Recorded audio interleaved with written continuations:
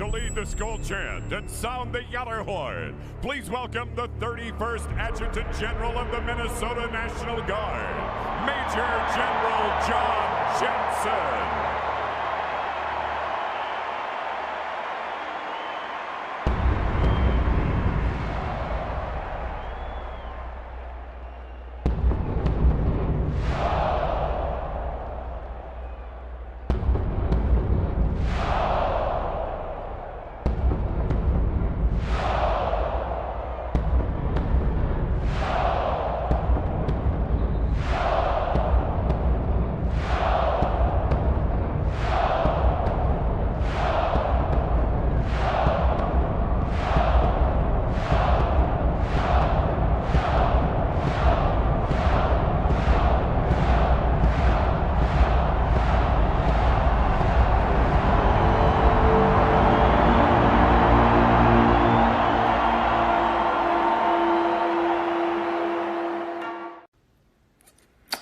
Well, hello, this is John Randall, Minnesota Vikings legend, and it is my pleasure to say, Minnesota Vikings fans uncensored, are you ready?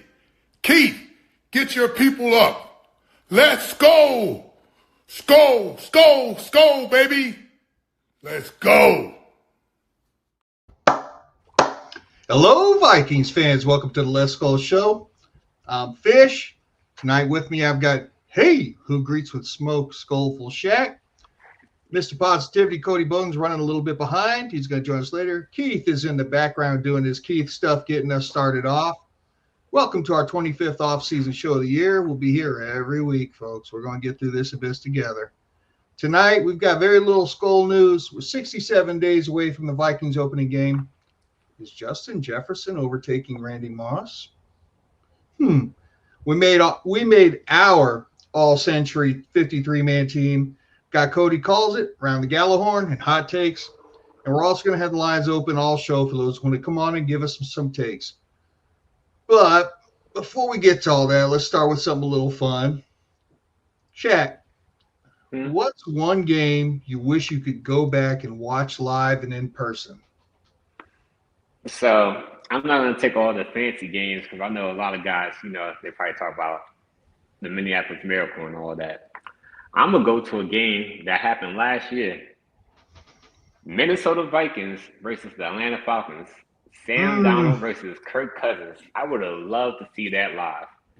Just the way that Sam Darnold outdo Kirk Cousins in prime time, man. If I could see it live, I probably would never wake up. That would probably been the day I died. Just being too drunk, talking shit. Man, yeah, that was a great game.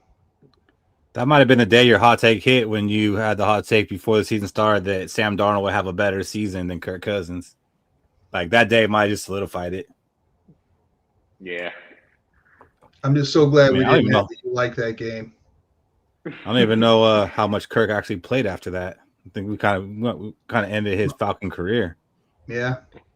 So mine is it's not the biggest, flashiest game either. It's that 2019 playoff win against the Saints. Said it before, say it again. We made it into the playoffs that year, and we had to play the Saints, and nobody, and I mean nobody, was giving us a chance. They weren't even talking about what the Vikings would have to do to win would be. They were just like, it was a foregone conclusion. The Saints were going to beat us. It was over. And I've never been so pissed as a Vikings fan. I wasn't even a fan. I was just angry. And I would have loved to have been, and it's the Saints, and it's 10 years after Bountygate. And, and man, when we ran them out of that building, I was just so happy the way. And, it was Dalvin Cook running like a champ, and it was the Cousins to Thielen teardrop from heaven throw at the end of the game. And I just, man, if I'd have been there, I'd have been so hyped. It would have been crazy. And then after we won that game, I got to go back to being a regular fan again, even though we did get out by 49ers next week. But yeah, I'd have definitely reveled in that one. And I think a lot of people forget that Kirk Cousins wasn't good in that game. That game against the Saints that you're talking about, like he did have that pass to Thielen. It was a beautiful pass, one of the best passes I've seen in Vikings history. It was a great catch too by Thielen. Thielen seems to get left out of the credit on that play. It's just like Willie mazed it. Like it was awesome. It was a great play. But up until that pass, I think Kirk had maybe 100 yards passing in the whole game. Like he wasn't playing well. Our defense kept us in that thing, and like you said, Dalvin Cook. The amazing thing about that throw was I remember we tried that throw in week 1 versus the Bears, and they didn't complete it. Jason. And we ended up losing that game. And I just remember when we completed it, I was like, oh, man, we're going back to a play from week 1 on that one, baby. So, speaking of that game, do you guys think Kyle Rudolph pushed off? Yes. Yeah. I don't care. Yeah, that one went away. I mean, we still would have scored. Yeah. What's up, Tommy? Tommy. Mine is also a playoff game, but mine's the 2009 game against the Cowboys. That game, we were 12-4, but they were 11-5, and something with the Cowboys. I've always been worried about playing them, even when the Cowboys aren't good. I feel like versus us, they are good. So luckily, this game was in Minnesota. But, I was still nervous going into this because I did feel like this is our chance at a Super Bowl. I was like, man, we got to play the Cowboys in the playoffs. This is going to be tough. Tony Romo was hot back then. The game opened up, though, with a Ray Edwards strip sack. And then on the Cowboys' next drive, they missed a field goal. And I was like, man, this is starting to feel a little different. And you could tell, like, the energy inside of the bank was electric. And I just could remember thinking, man, I wish I could be there. I wish I could be a part of that crowd. Sidney Rice had 3 touchdowns, Favre threw 4. We didn't have any turnovers. The defense caused 6 sacks and 3 turnovers. Ben Lieber had an interception. There was 2 fumble recoveries, one by Kevin Williams, another by Ben Lieber. But I may have jinxed us a little bit because after that game, I went to the store and got a little bottle of champagne and popped it. And the next week, we played the Saints in the NFC Championship. So you're the one that got when we beat the Packers this year and they're dumping water on Sam Darnold, it doesn't normally end well when you pop off a little too early. Premature ejaculation? Yeah. Then and then she calls you back and hey, I can come over actually. Oh shit. I don't need you to. Can we do this? Can we try this again tomorrow? yeah, try tomorrow. Fred Smoot. Oh, Fish, you can go check that out. Jason made a little highlight video of that 2019 playoff game so you can relive it. I think I might have seen it. Through his eyes. Well, as Fish said earlier, we are 67 days away from the Vikings' first game. Man, I honestly feel like this is coming fast. Like normally the offseason for me feels like it's dragging, but I actually feel like 67 days, not that far away, and kind of just be coasting. I think part of that's because we do the show, so we're talking football every day, and part of it's just the way the NFL has set up things. Like every week or every other week, there's something to look forward to. So it's like, football season is really becoming a year-long thing, and the games are kind of just part of the football season now. But 6-7 days away, like we always do, we look at players who wore that number. This one obviously is a bunch of offensive linemen, a little bit of defense in there. Grady Alderman probably being the most notable, even though it's before most of our times. It is before all of our times. Before most of our times. I might have started. I might have seen it on TV on 74, but I just mess with you, Fish. Who could forget Melvin Fowler at center in 2005? The great season he put together. What about Adrian Awesome? How could you forget Adrian Awesome? Is he related to Brian? No, he's a couple letters short. And Ed Ingram and Justin Skol. Only name I recognize right there, and I'm kind of sorry about it. Yeah, honestly, there's a couple on here that I feel kind of bad that I don't remember. Like Jordan Brailford played with us in 2020. I mean, that wasn't that long ago. I don't remember that name at all. And he actually played in games. I do not know that name. Like, I'm almost thinking my research is failing me. I was like, I don't know what Jordan Brailford. If someone in the chat could tell me about Jordan Brailford, that'd be awesome because I don't remember that name at all. And 2020, not that long ago. Isn't that the guy from Wolf on Wall Street? Close. They might be related.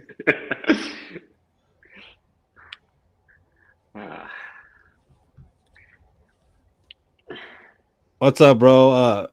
I think we all have trust in McCarthy. There's some wait and see from some people, but most of us have trust and faith in him. We're going to talk about that a little bit, but if you've been watching, I think we're all ready for it, and we have high expectations. Higher expectations.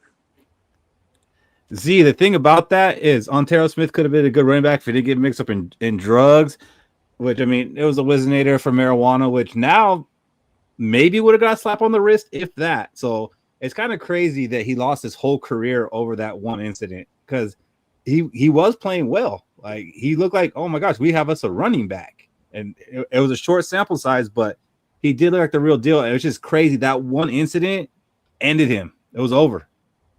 Like, nowadays, it really wouldn't be much. He might get a game suspension or something. That's like with Ricky Williams. They took like 3-4 years off his career. Yep. I mean, Josh Gordon kind of had other issues too, but a lot of it was marijuana related. So, like we said, Gary Alderman, he's the most famous to wear number 67 for the Vikings. He played offensive tackle here for 14 seasons. He was a rookie with the Lions in 1960, and then in 1961, they made him available in the expansion draft. And the way that had worked is every team, when the Vikings came in 1961, every team had to make 8 players available that the Vikings could take from them. And the Vikings took 3 players from each team. And Alderman by far ended up being the best player they got in that expansion draft. He was a 6-time Pro Bowler, 2-time second team All-Pro, played in 2 Super Bowls.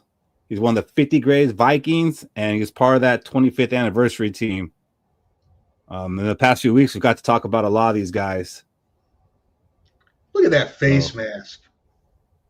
I mean, just look at the build. Look at him. Like that's a monster right there. What's up, Timmy? What's up, Boyd? Skol. Yeah, I mean, I don't really know much about Gary Alderman. That's one of those names that as a Viking fan within the past 40 years, like that's a name I've heard, but I don't know much about him. But if you just look at the accolades, I mean, 14 years with us, 6 Pro Bowls, 2 All-Pros, played in 2 Super Bowls, part of those guys that couldn't get it done. Welcome back, Shaq. My bad. I hit the wrong button. I was trying to click my mic. Well, Shaq, we were just asking, what's your favorite Gary Alderman moment? Well, that game against the Packers. hey, that's as good as anything I could have came up with. Yeah, that one game against the Packers. I really like the season that he made his 4th Pro Bowl. Like, I think that was an underrated season in Viking history. Yeah, Bob, I think I did see that actually, like, after his playing career, that's what he did. Well, with a last name like Alderman, he better have a high place in the church. But he actually do like a offensive lineman, because I know back in the day, offensive lineman wasn't that big, but he looked like a big boy. He looked like Herman Munster. A little newer. We had Ed Ingram and his favorite pose, stepping on Kirk's foot. The only thing that could have been better is if you'd actually caught him slapping the ball out of Kirk's hand. I couldn't find a picture. That's what I was actually going for, and I couldn't find a good picture of it. Like, there are some real grainy ones that you could tell were like shot from a photo, which it just didn't show up good. This one, I mean, he did this like 4 or 5 times. Like a couple times, like, man, Kirk's just not getting out there fast enough. But it happens enough times. It's like, all right, maybe it's not Kirk's fault. I wonder if Kirk didn't fumble, Will he been able to get back up, or is that still considered a sack? No, he can get back up because if he's not touched. Yeah. But I don't think Kirk was risking getting up. So Ed Ingram was part of that famous 2022 draft where he was taken in the second round. I went back just to see like where he was projected before the draft, and the best I saw him was third round projection. But most other places that did projections, they had him going in the fourth or fifth round. So I don't know what Kwesi or someone within the Viking organization saw that had him being a second round pick, and I think he might have even traded up a little bit to get him. So man, I don't know what they saw there. Guard is a damn common thing around this camp. Well, I mean, when you draft someone who's projected in that area, it's not really a reach. But when you go like 3 rounds ahead, that's a reach. Whoa, Tommy and Fish agreeing again. Hey, Fish, that's not a good thing. There's one, Tommy. There's one. Well, I mean, Tommy hit me up about putting you on blast about agreeing with him. So, you guys keep doing it. I might start thinking things. One difference is the guard we drafted this year actually played tackle. Ed Ingram got no stats at tackle. Great. So, that'll help out wonders when he's getting plowed in the middle of the one. But he can play tackle. Keep that energy. Oh, wow. Thank you, T-Bass. Thank you, T-Bass. Skol, buddy. Happy 4th of July. By the way, we didn't say it, though. Happy birthday, Shaq. Was it 40? Yeah, something like that. 40. Happy birthday, Skolful Shaq. Appreciate it. T-Bass, thank you very much. And happy 4th of July, and I'll be ending it. Yeah. So, yeah, a little bit on Ingram. You know, he didn't have a great PFF. If you look at the scores, gave up 21 sacks in 41 games. Not very good. The craziest thing about Ed Ingram is that we were actually able to trade him and get something of value. A 6th-round pick for Ed Ingram. I don't think any of us expected that. I think we all expected Ed Ingram to get cut. And that turned into Gavin Bartholomew, who could end up being our tight end 3 this year. But do you guys think it was the right time to go ahead and give up on Ingram, or do you think they should have kept him for the rest of his contract? No, it was the right time. And you're right. That is amazing because when I think about how upset I was when we couldn't get anything for Dalvin Cook or Danielle Hunter and had to let them walk as free agents, but we got a 6th-round pick for Ed frickin' Ingram. And that also helped because we traded our 6th-rounder to acquire Jordan Mason. So, I mean, Kwesi might not do great in the drafts, but he's made some good moves, I believe, you know, as far as free agency, UDFAs, and I'm still on board with the Hawkinson trade. There's a lot of people who don't like that one. I still think it was a good move. The injury kind of makes it look a little worse than it was. So that's why I'm projecting a big year for Hawkinson. My hot takes are riding on it. Sacks that Ed Ingram gave up, how many of them were self-induced, like in that picture? Probably too many to count. Yeah, T-Bass, I can see he was kind of put in early. I think, you know, they had him starting as a rookie, but they took him in the 2nd round. And normally when you're taking a 2nd rounder, I mean, I think you want 1st and 2nd rounders to start. And then after that's okay. 3rd and beyond, okay, this guy probably needs some polishing. But, I mean, I guess that's fair. And it'd be very Viking-like if Ed Ingram ends up going to the Texans and being a 10-year starter. That would piss me off. Because then that would mean our offensive line coach don't know how to develop the offensive line. Yeah, I'll be honest, I don't even know the guy's name. So, I mean, if we had a good offensive coach, we would know his name. I'm sure someone in the chat will tell me now. Is it not Rump still? Rump, whatever. Sounds good to me. And we do have a number 67 currently on the roster. And that's Justin Skol. As much I always want to say Justin Skol, but I know it's closer to school than it is Skol. But he was a 6th-round pick by the Niners in 2019. He's been in the NFL for 5 years. 2 of those years, he was on a practice squad. He has played both left and right tackle, though he plays more at left, but he is a swing tackle, which is something that might come of value to us, especially with Darrisaw potentially missing the beginning of the season. This guy might be our starting left tackle for a couple games. In 2024, last season, he did start 5 games for Tampa Bay, and his PFF grades are pretty nice. And unless you're going to go back and watch every snap, PFF is the way to look at linemen. Like, we don't agree with PFF a lot, but when you're trying to look at linemen, they don't really have much stats. So I tend to kind of lean on it more for offensive linemen.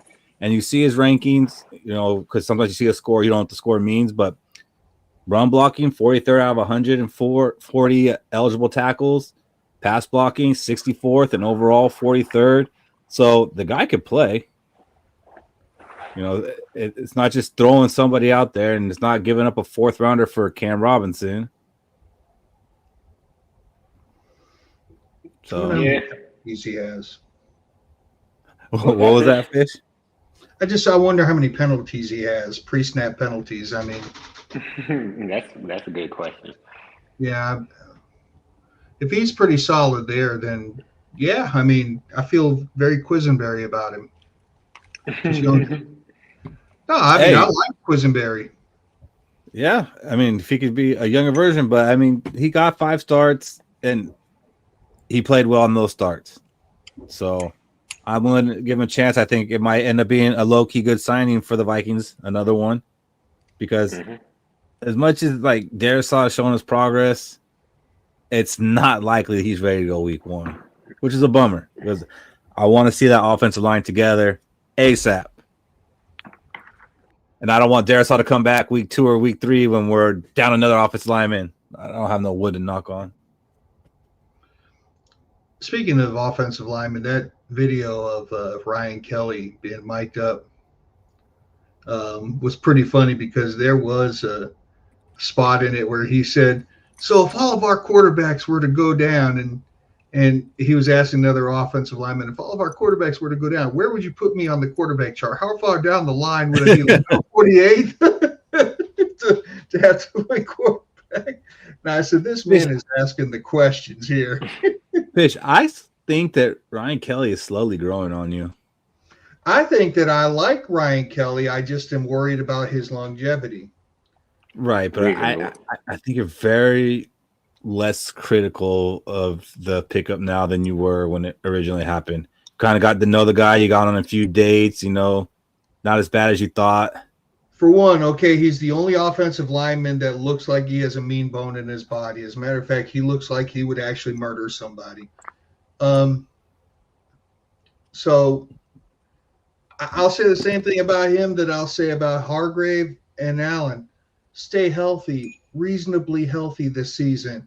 I'm ecstatic. I just seriously doubt the ability to do so. Really good football players. But you're willing to try. I mean, healthy, I think, reasonably healthy, I think we're going to be a problem. I just don't know about being able to say like that.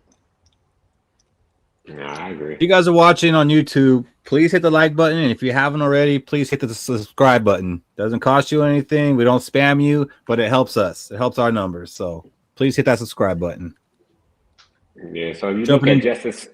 I was just gonna say, you look at Justice Skol as a depth piece, it makes it more enjoyable. If you don't see him as a starter and you look at him as depth, like in case our player missed a few snaps, I don't mind him playing a game or 2. It could be worse. We've seen worse.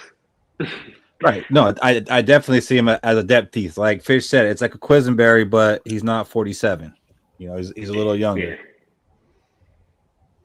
So I think we'll be okay, especially with the first part of our schedule being the softer part. Like, I think we get away with it. Cody's traveling right now. He does hope to join us in the next 30, 45 minutes, maybe. not counting on it, but he may be here in a little bit. I'm always glad when people notice somebody's missing. I feel the love. I agree, T-Bass. We need some meanness, and hopefully he's bringing that edge during training camp and practice. Like, I think there was a time where we were talking about that we don't really have anybody on there that's going to get in people's ass, and we need that kind of mean streak on the team. Ryan Kelly's probably that guy.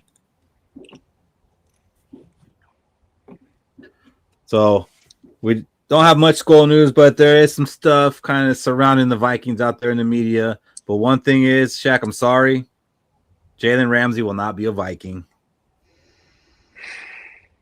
I know you were kind of holding on to that somewhere deep down. I kind of, was hoping for it, but he ended up getting traded to the Steelers, which when we first saw that he was going to the Steelers, like, oh, damn, that's pretty good. But then, like, the trade came out, I was like, damn, they gave up Minkah Fitzpatrick. That's still wild. I think that was a pretty wild thing to me. I thought they would be keeping them together, having a pretty good secondary. And a lot of people are actually making fun of the Dolphins for getting that in return, and I don't understand why. I mean, Minkah Fitzpatrick is one of the top safeties in the league. Wonder if he was a locker room problem. I mean, not that I've heard. I mean, I guess it's possible, but I mean, I think people are also making fun of that the Dolphins went and got Waller out of retirement when he's now an R&B singer and rapper and didn't play last year. So I think it's for the Dolphins. I think it's more so that Minkah Fitzpatrick is probably going to be able to do more on the timeline that the Dolphins is on, and the Steelers is on a win now type because Mike Tomlin. Yeah, he's been winning and keeping the Steelers relevant for the last decade, but he hasn't really been that deep into the playoffs recently. So the Steelers is going more so with a veteran approach with players who trying to win now, got that hunger because their careers is looking like it's on the twilight. Yeah, no, Jonathan Smith was a good pickup for them because they also have the other tight end. The name's escaping me right now. They got what's his name? Big white dude, like they always have a tight end. What's his name? I see his face, like I see him. Fire Smooth. There you go. Yeah. So I mean, they got two pretty good tight ends. So yeah, no, that was a good deal. And I think he was owed $26 million this year, but the Dolphins picked up $7 million of it. So basically, the Steelers, they got the tight end and they got Ramsey, but they're paying him $19.6 million, and they trade away Fitzpatrick. Would you like to have seen the Vikings do something like that, Shaq? Like, I don't know what player they would have had to trade to equal a Minkah Fitzpatrick, but trade. Okay, would you be down to trade Metellus and pay Ramsey $19.6 million for 1 year? So you said we had to trade Metellus, and what was the second part? And we got to pay $19.6 million. How much cap space? We have, I think, $25 million in cap. So I mean, most of our available cap space. Yeah, I'll do it. Yeah. We got so many safeties. Like, if you think about it, we could have had Jay Ward play Metellus' role. Name them. We got Theo Jackson, Harrison Smith, Jay Ward, and Metellus. Yeah, but we wouldn't have Metellus if we traded him. So exactly. So we'll have Jalen Ramsey. What position is Jalen Ramsey going to play? Corner safety. Not this again, Larry. Larry, we can see you. We can't hear you. You're not talking, but you're typing, and we can read you. Yeah, when he said we got a lot of safeties, I was like, I was going to let it go. Fitch's like, nah. No, we're getting right to the deep-seated pissed offness of this draft for me right here, Shaq. Oh, yeah. Hey, Julian Blackmon from the Colts is still out there, so I'm still waiting for that signing. I'm just saying. So what about you, Fish? Would you give up a Josh Metellus and pay $19.6 for Jalen Ramsey to have him this year, put him with Isaiah Rodgers and put Murphy in the slot? Probably, yeah, because we could find somebody. somebody to plug into the safety role for this year, like you said, Blackman or whatever. Yeah, probably. Yeah, we got all these safeties. We got Blackman and Harrison Smith. Theo Jackson. Theo Jackson. Put some respect on Theo Jackson. Put some respect on him. Yeah. So another aspect to this now is when we picked the Vikings schedule a month and a half ago, we had this as a pretty easy, not easy, but a handed victory against the Steelers in Dublin. Since then, they have signed Aaron Rodgers.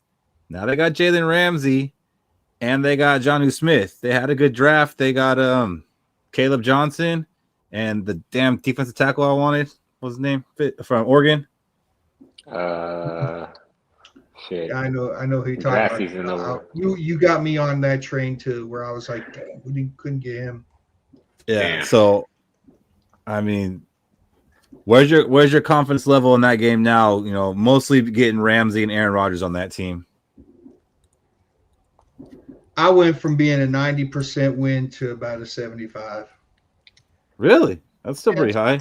It's going to be a tougher game, but Derek Harmon, yeah. Harmon. 75%. I think that's still pretty high. What about you, Shaq? Like, where are you at in that game now that they picked up Aaron Rodgers and Jalen Ramsey?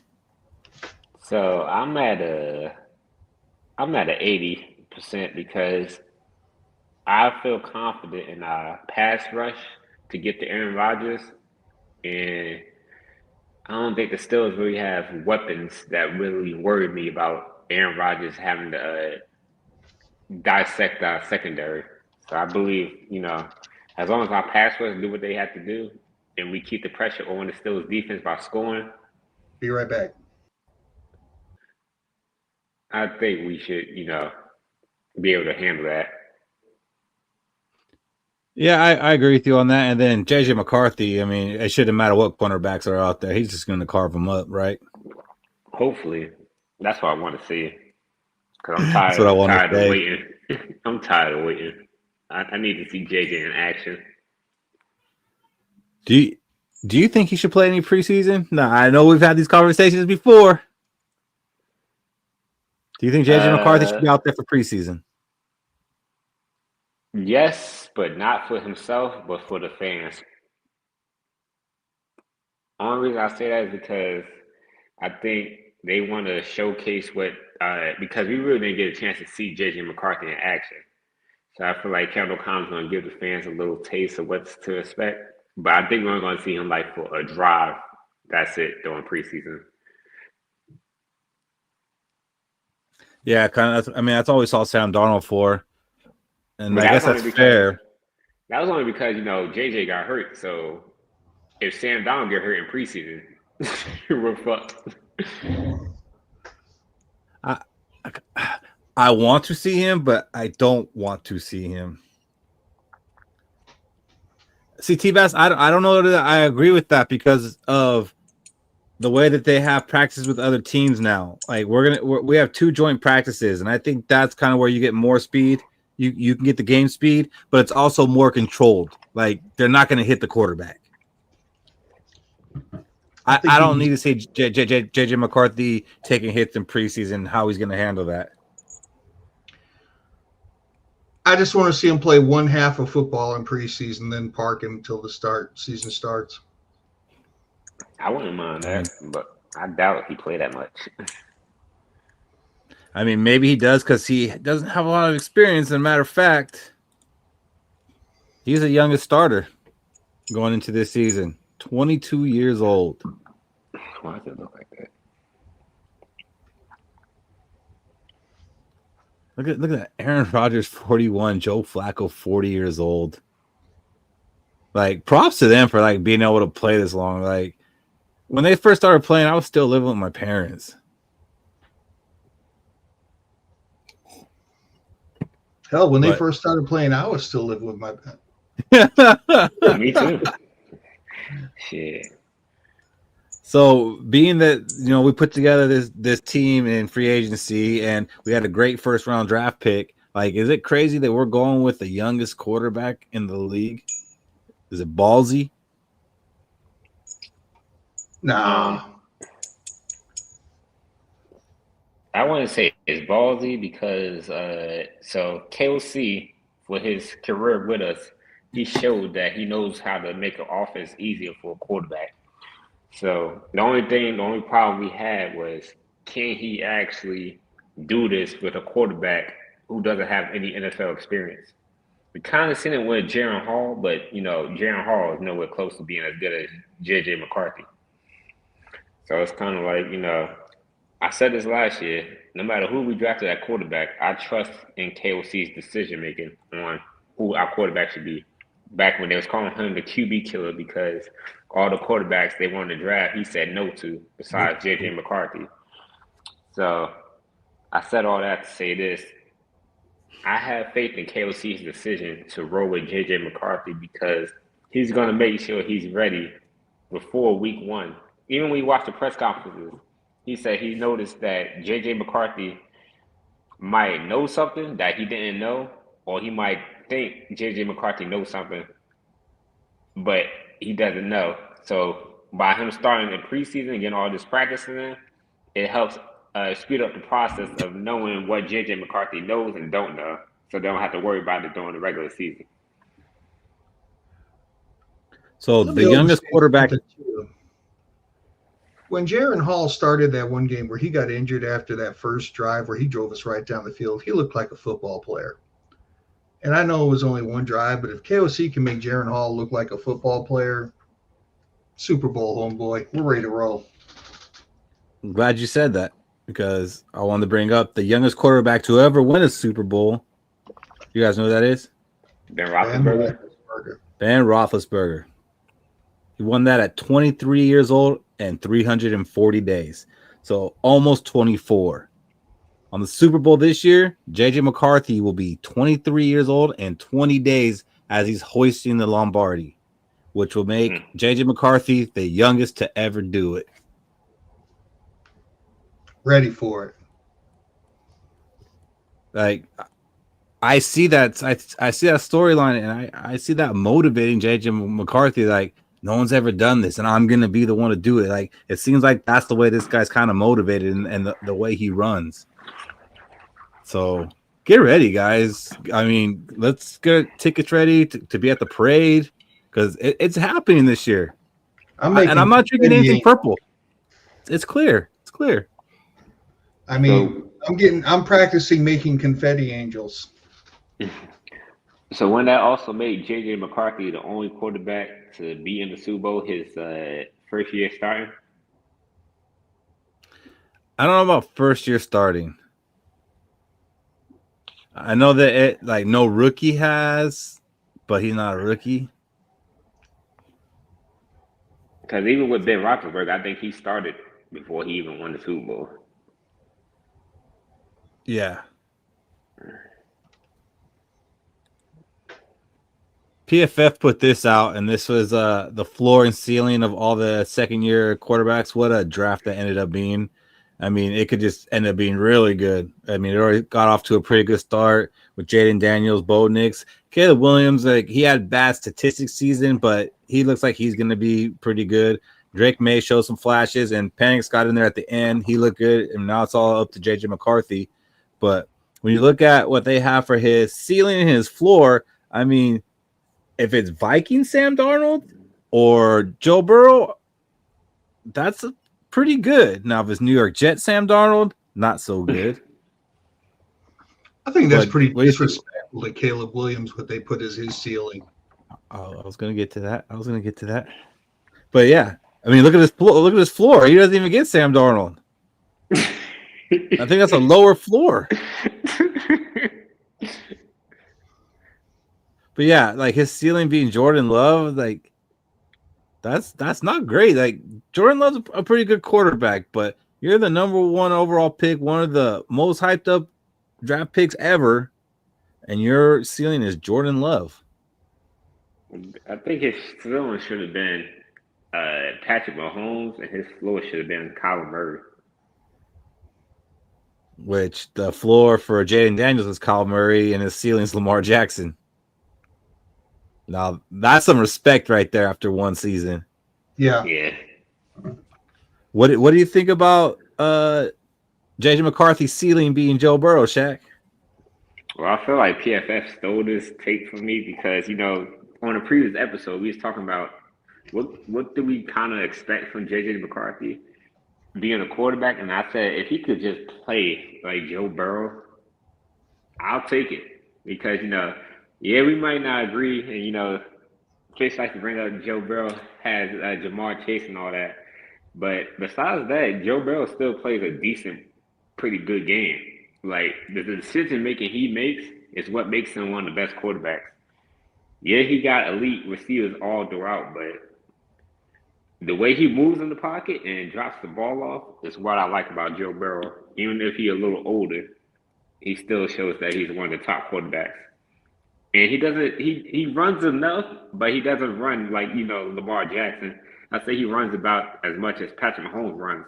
When they need to get the first down, they're going to run, but they're not going to be running for 70, 80 yards. They run for maybe like 40 yards, but 3 of those runs would be for first down to extend the play. And that's all you really need. Yeah. No, like if he gets close to Joe Burrow, not even Joe Burrow, score. Because Joe Burrow is one of those quarterbacks, like over the first 3 years, like I would watch and be like, man, how come the Vikings can't have a quarterback like this? So if he could just get on the same level as Joe Burrow, geez. I mean, he honestly doesn't even have to get there to be our franchise quarterback, but just saying that he does get to that level, there'll be a lot of quiet Viking fans, or they'll be loud, but their tone will be changed. And don't forget about the game when Joe Burrow came back and we played them week 1. He played really elite to the point. He did, and everybody thought, oh, he's coming back off a knee injury. He got no camp, no preseason. Oh, this is gonna be an easy one for the Vikings. I think he threw almost 400 yards that game. He did. Which we got cheated out of victory that game. We got cheated. Like, it was a great game. He played great. It was a fun game, but Dalvin Cook did not fumble that ball. So we got cheated. And it seems we get cheated a lot because all we do is win, except for Super Bowls. Doesn't this graphic just hurt to look at? Like, if someone's like, sum up being a Vikings fan, I just show them this graphic. Like, we're a winning team. We win. Except for the Super Bowl. Except for the Super Bowl. You know what's missing for this graphic? Zebra stripes. That's the reason. That's the only way you could explain this graph. Something doesn't add up, and it's not the Vikings. What makes me mad is being a California Viking fan, there's 3 California teams on this list that, I could have a damn Super Bowl. But no, my dad's flag football team had to be the Vikings. I wouldn't have it any other way. But this is crazy to me. In the Super Bowl era, we're the top 4 winning percentage, and we have no trophy. And you look at all these other teams with every single one of them have multiple. What is this? How many is there? 10? So 2 things. 14. There's 14. 14 teams that are the top winning have multiple Super Bowl titles. We have none. Like, this is a very painful graphic. So 2 things. This is what makes us Viking fans. Like, this is what makes us. Why are you the way you are? This is why. So 2 things. I'll say this. At least we're above the Packers in win percentage. That's one thing. And then the next thing is CBS, for some reason, don't like us because I've seen them post this on Instagram and said, what sticks out to you about this picture?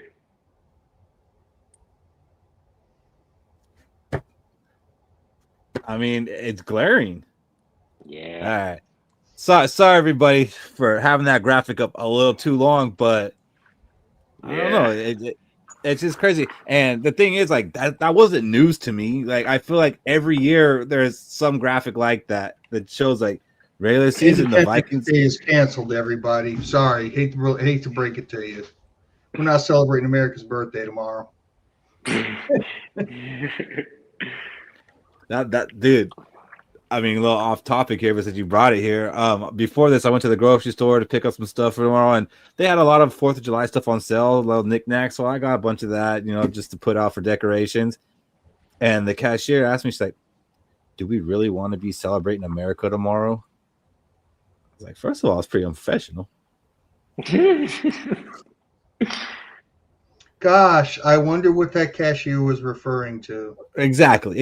I mean, I didn't entertain it, but in the back of my mind, I was like, lucky my wife's not here right now, because she would go off. I was like, that's just a crazy thing to say. Like, it doesn't matter what your belief is. Like, I'm a customer. Like, you don't know what my beliefs are. Yep. So maybe my silence was loud. Skol, Daddy T. The same beliefs. Jaron Hall. Yeah, me and Jaron Hall got the same beliefs. What? Did I miss something about Jaron Hall? Polygamy. No. Oh, polygamy.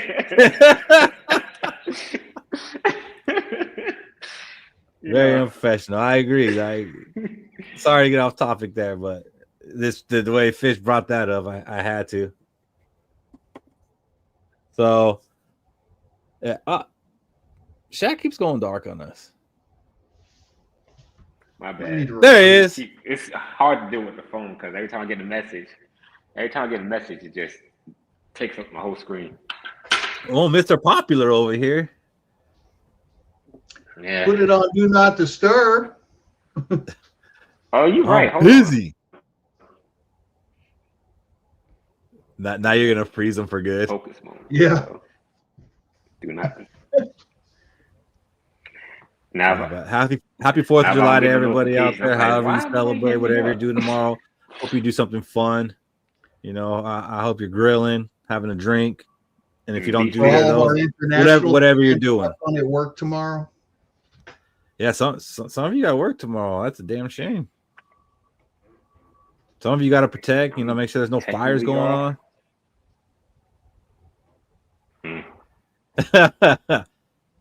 Shaq is a borderline unk, getting old and bad with technology.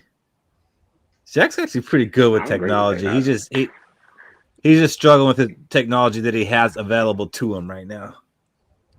Yeah. So another thing that I didn't get to last week was that the Wilfs are now in their 20th year of owning the Vikings. Now, I don't know if everybody's thrilled with what they've done. Me personally, I've been cool with them. This is going to be the 21st season that they've been the owners, even though it's the 20th year that they've owned the Vikings. They got 175 and 147 and 2 record. Now, I don't know how much you hold the record against ownership, but that's a 9-7 average. We've made the playoffs 8 times in their 20 seasons. We got 3 playoff wins and obviously 8 losses because we've never won the Super Bowl. So there's a loss every time we've gone to the playoffs. Well, Michael Fish, what are your feelings on the Wilfs? Like, are you content with them being our owners, or are you ready to see some new blood? I want to see some new blood. I think I said this maybe a year or two ago where I started to pontificate of, are the Wilfs the problem? I mean, 20 years of this same shit, and it feels like they were a little too patient. Maybe they were a little too patient with Spielman and Zimmer, as things were going wrong. Maybe they were a little too relaxed in their ownership. Wouldn't mind having an owner that would come in and say, I demand a damn Super Bowl. We're going to do whatever it takes to get one, by God, and I don't want to hear nothing else about it. And just lays it down instead of, undeniable what they've done building the community that is the Minnesota Vikings franchise, the facilities and all that stuff. But I just wouldn't mind having a former player who might be the greatest of all time, who might just say, what are you celebrating for? Why are you pouring water all over our quarterback right now? We haven't won anything. Get your ass back to work. You can celebrate for 10 minutes after you win a championship, and then it's back to work. Damn. We need a little of that. Fish, they did say they are committed to winning a championship. Yeah, whatever. Does that mean nothing to you? Does that mean nothing to you? No, it doesn't. It really doesn't, because if I ever see another video like that again, where they're in the damn locker room in week 16, acting like we won something, just because we clinched a playoff berth or whatever, I don't want to see none of that. I want them to see. I want to see them on it all the way until we win one. What about you, Shaq? I mean, I don't know if you remember any of the other ownerships. I mean, you came in, 98-ish? Red McCombs. Yeah. So I remember Red McCombs a little bit, but at that age, I don't think you were really caring about who the owner was. Nah. I just heard the stories about how he ran the organization and how a lot of fans didn't like him for what he did to the franchise and being cheap. That's why he sold it to the Wilfs. Yeah, there was rumors that he was going to try to move the team to San Antonio. But for me, I say for the Wilfs, I feel like their saving grace is when they did have the coaches, whether it be Brad Childress, Leslie Frazier, or Mike Zimmer, those coaches did have winning seasons. So it's kind of hard. Yeah, they didn't win a Super Bowl, but it's kind of hard to tell the fans, "Oh, we're gonna fire this coach after he just had a winning season." It's just the next year they do so bad. It's like, well, was that one season just a fluke? So I like the fact that they give these coaches a chance to, at least 3 years. You got 3 years to prove if we should keep you or not. And if the coaches win at least 2 of the 3 years, then they extend them. But if not, then they move on. They're not going to hang on to a coach for too long. All right, let me ask you this question, Shaq. Yes, sir. How many years too late did they fire Zimmer and Spielman? So I felt things changed at the Case Keenum playoff. After that, I feel like the year after, since they didn't show nothing, it was time to let them go, because that next year we got Kirk Cousins, we had hired all these players. Hired all these coaches. We got the QB coach from the Eagles, and it's just like we had expectations. We made it to the NFC Championship game with our third-string quarterback. Right. I mean, that should have got Spielman fired at least. And they both got extended the year before they actually got shit canned. Yeah, but the problem was the year after they had your favorite game, Fish, and they won a playoff game. And that's why I say it's kind of, because I give them credit. They wait, and then it's like you can't just fire your coach if they win a playoff game and show that there's a chance that next year they could take it to the next level. It's just, unfortunately, we don't do it. And we've been doing it for years. We'll get into the playoffs, we win a playoff game, we'll look like one of the best teams, and then after that, we'll be like, well, back to mediocrity. I like the Wilfs. I think they do try to do what's best for the team, and yes, it's still a business, and they do run a business. But I do think they are interested in winning a championship and being the first ones to deliver a championship to the state of Minnesota in the NFL. Like I do think that's a goal of theirs, and they want to get that done. I think we're a well-respected organization, and they have a lot to do with that. I think they do what's necessary to go out there and try to win as much as they possibly can. I don't think they meddle in too much. They're not like Jerry Jones. They're not the face of the team. If you're not a Vikings fan, you might not even know who the Wilfs are. There's other owners, them because they're flashy. They're out there, and they're pulling a lot of strings. Now, maybe the Wilfs do more behind the scenes that we don't know or see, but to me, it doesn't seem that way. It seems like they trust who they put into place, and maybe Fish, they keep them a little bit too long. Maybe that's the biggest thing against them, but I don't think they're up there from their press box dictating what's going on with the team. I think they trust who they employ, and I mean, it could be a lot worse. Like Red wasn't good. That was bad, and before that, think we had like 10 guys owning the team. Like it was a partnership. So I think this is the most stability that we've had. I think it's been a good run. Like we're always contending, and they have a lot to do with it. Yeah. That's my final word on that. And then you have, I remember the one time, I think we still had Adrian Peterson on the team, and then Ziggy Wolf gave him his tie to celebrate the win.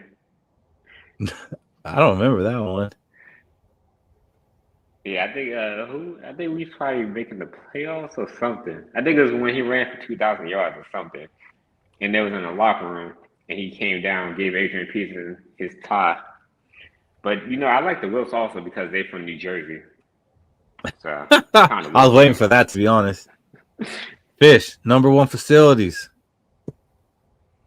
Yeah, wonderful. I mean, fantastic, top notch, great, world class. Now demand something for all this shit you've been building. There's a saying that where much is given, much is expected. And I do not believe that the Wilfs have demonstrated the expected part. They've given. They've been a top-notch owner for an organization. All the classy stuff that they've done for, like the empty seat for the soldiers who couldn't make it home, and everything that they've done, I don't feel like they've come back around and said, okay, we've done all this. Win something, or we'll find somebody who can. Well, we haven't found someone ever in the history of ever. All right. Well, congratulations to the Wilf on lasting this long, and I hope they bring us a damn Super Bowl. Top 100 players have come out. I only saw to the 100th to 95. I think they might have released a couple more today, but I don't think there was any other Vikings. Aaron Jones was named the 98th player out of 100. And for those who aren't familiar with top 100 players, it's voted on by the players, which I'm going to be honest, I don't know how much players actually pay attention to the rest of the league, especially like teams they're not going to play that season. Like, I don't, like they're working on Sundays. Like, you think they go home like, oh, let me catch up on these games? I don't think they do. I feel like it should be more so, they should do it by the teams. Like, I can't say this player is a top 100 player unless I played them this year. And then, going through the practices, oh, yeah, we talking about this player, how we going to game plan for this player. And then once he show up, this player goes off. Like, take Justin Jefferson, for example. We all know he's a great receiver.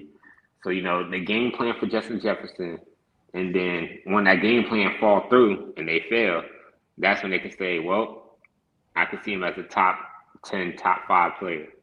But it has to come from teams that played each other and made it deep. And then, go by record, too. I feel like that holds more weight. I think instead of watching the games, they're just watching 2-minute videos of highlights from the players. I'm gonna go back on the topic we were just on to address T-Bass here, but saying that they hired a first-year coach and GM at the same time because their contracts are cheaper, I don't agree with that.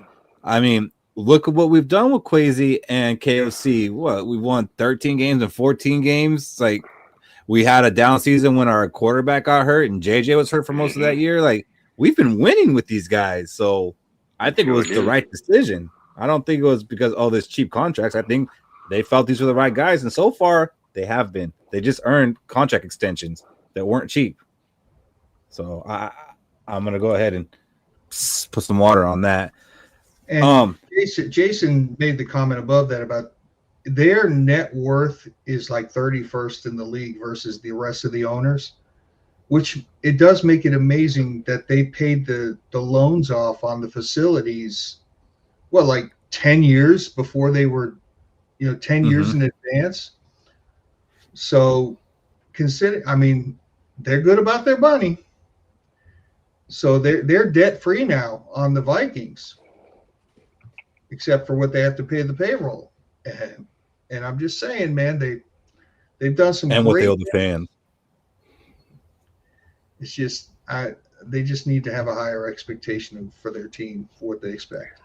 Higher expectations. So who else are you guys expecting to see on this top 100 player list from the Vikings? We got Aaron Jones at 98. Do you think we can get up to 5 players on this thing? Yeah. Obviously Jefferson, right? Yeah. You got Jefferson. I could see Sam Darnold being on the list. You just had to.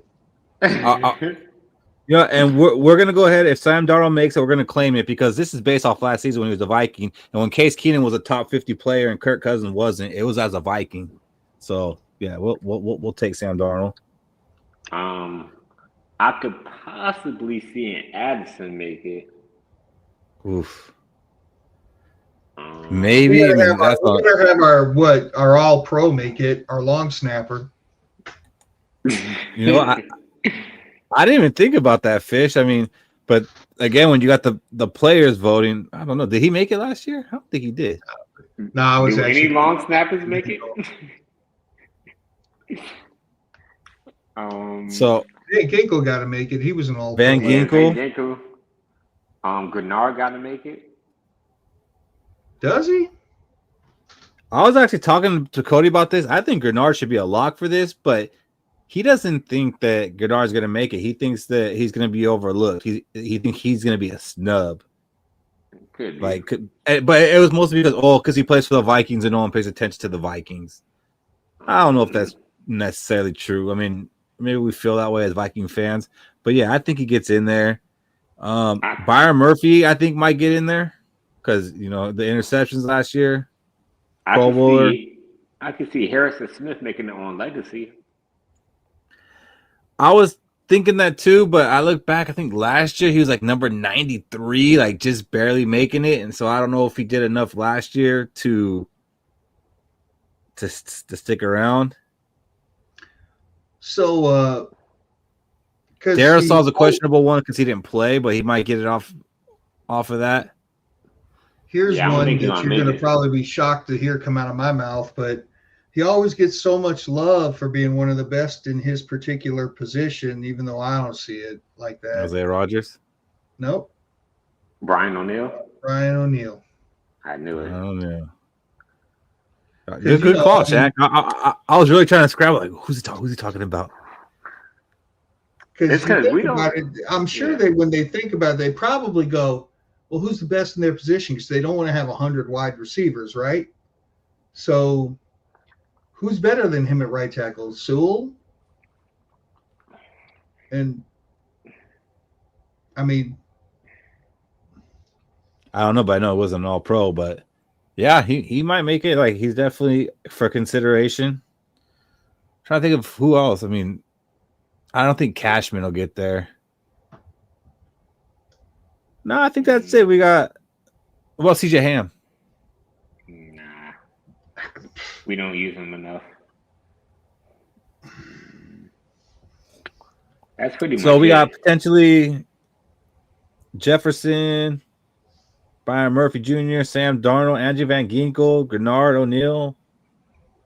I would give us 7 players. That'd be pretty impressive. I don't think he's going to get to this year. I think next year he'll be inside the top 50, though. Yeah, I don't think Hawk going to make it.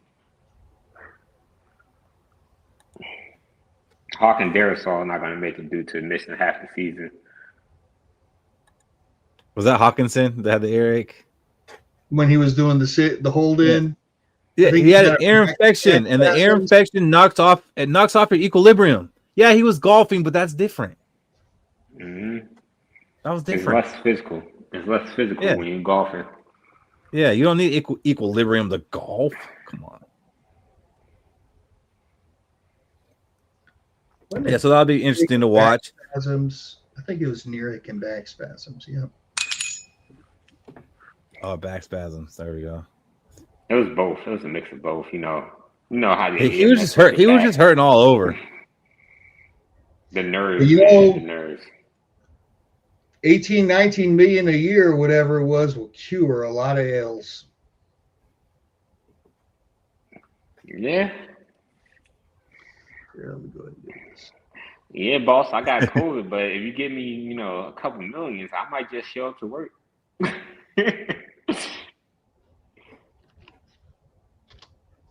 So we talked about this earlier.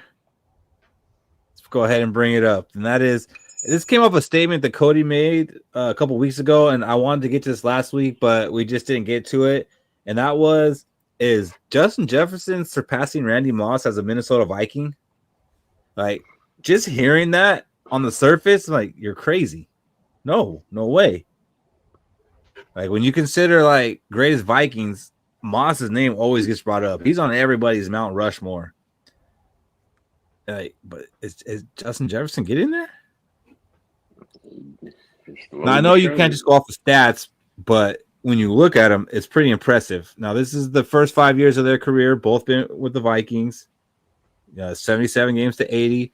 But it's crazy that, Jefferson's played less games, but he's got more receptions and more yards than Moss did. Now, to me, I credit that to Moss getting quick touchdowns on offense. That's why he's got 20 more touchdowns. But I don't see Justin Jefferson like a Randy Moss type receiver, but the stats are pretty freaking close, man. Yeah. What's your guys' take on this? Randy Moss changed the game. It's an intangible that you it's hard to quantify, but to have literally 150% of the touchdowns in the same amount of seasons, says a lot. He changed the game. I mean, it kind of goes back to that. Is JJ more of a comparison to Randy Moss, or is he more of a comparison to Chris Carter? Chris Carter, in my opinion. Yeah. He in his own boat. He's gonna.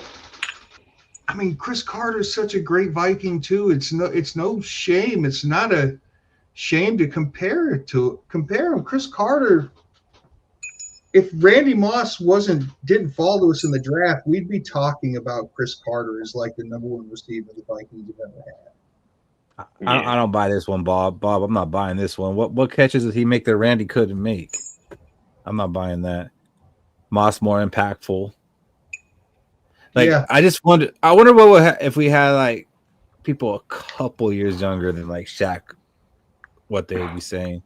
Like, are we just so enamored with Moss? I think what everyone's saying is true. Like, the impact he had on the game, I think surpasses the stats. And I'm like shocked that Moss didn't have Offensive Player of the Year. I think he should have been MVP in his rookie year. Yeah, I'm shocked too. When you compare Justin Jefferson to Randy Moss, to me, there's an equivalent to that.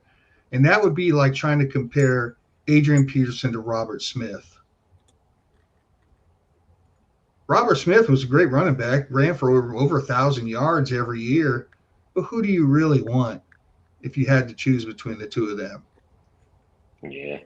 And it's kind of hard because, we see Justin Jefferson, he's doing all this, but I think we underappreciate him. Like, if you look at his stats, it's mind-boggling that all this he's doing in only 5 years.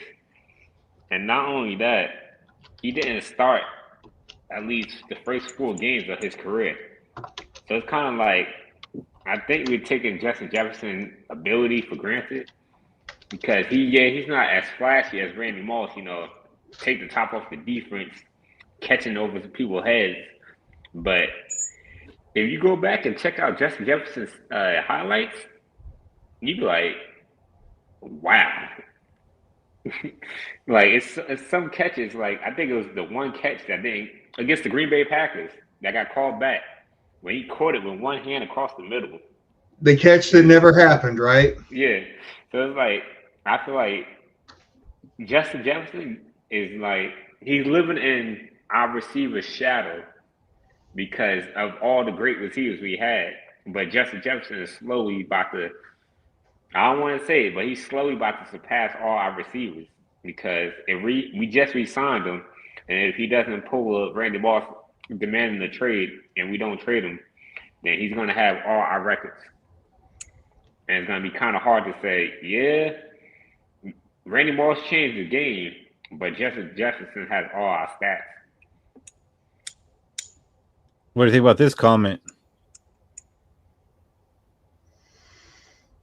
So I think you guys are totally disrespecting, my opinion, the greatest Viking receiver ever. Played the longest. You got to remember what Chris Carter did earlier on with the Vikings. He was playing with a new quarterback almost every other year. They're bringing somebody else.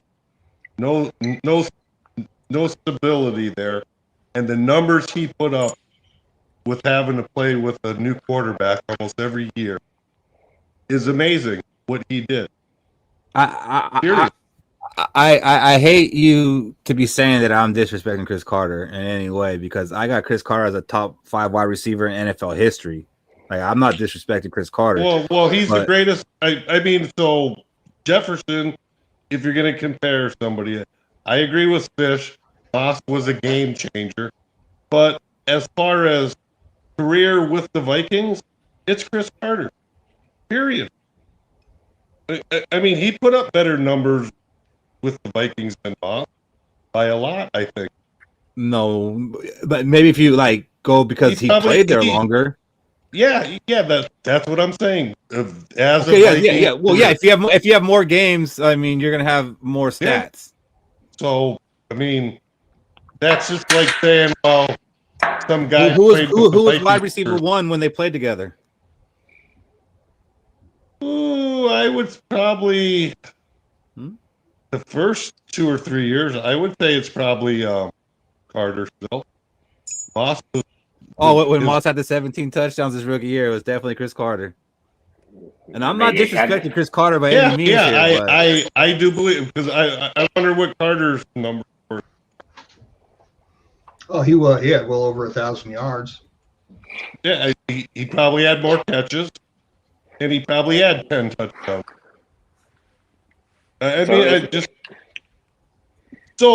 Another thing. When it's talked about the top wide receivers in NFL all time, why is it always Jerry Rice and Randy Moss? Not just among Viking fans, like those who Chris Carter's name doesn't get brought up in the top 2, and Chris Carter. I think it's wrong. I mean, when Carter left the game, he was okay. Everybody considered Jerry Rice, and people still consider Jerry Rice the best to ever play the game. That's subjective. But he was number 2 in numbers in every category. He was, I think, at the time, only the 5th or 6th guy to score more than 100 pounds. I mean, the guy was awesome. And, no doubt about it. And so I just, to me, if you're going to talk about Viking wide receivers career with the Vikings, it starts at Chris. And that's not disrespecting Randy Moss, because he was a game changer. But I just wonder how many. Moss has more first team All Pros than Chris Carter did, and Chris Carter played a lot more seasons than him. Yeah, as a Viking, I'm not even counting his Patriots one. Like, as a Viking, Moss had more All Pros than Chris Carter. How many? I will say this for the Chris Carter thing. I feel like another thing holding him back was the drug issues that stemmed from the Eagles.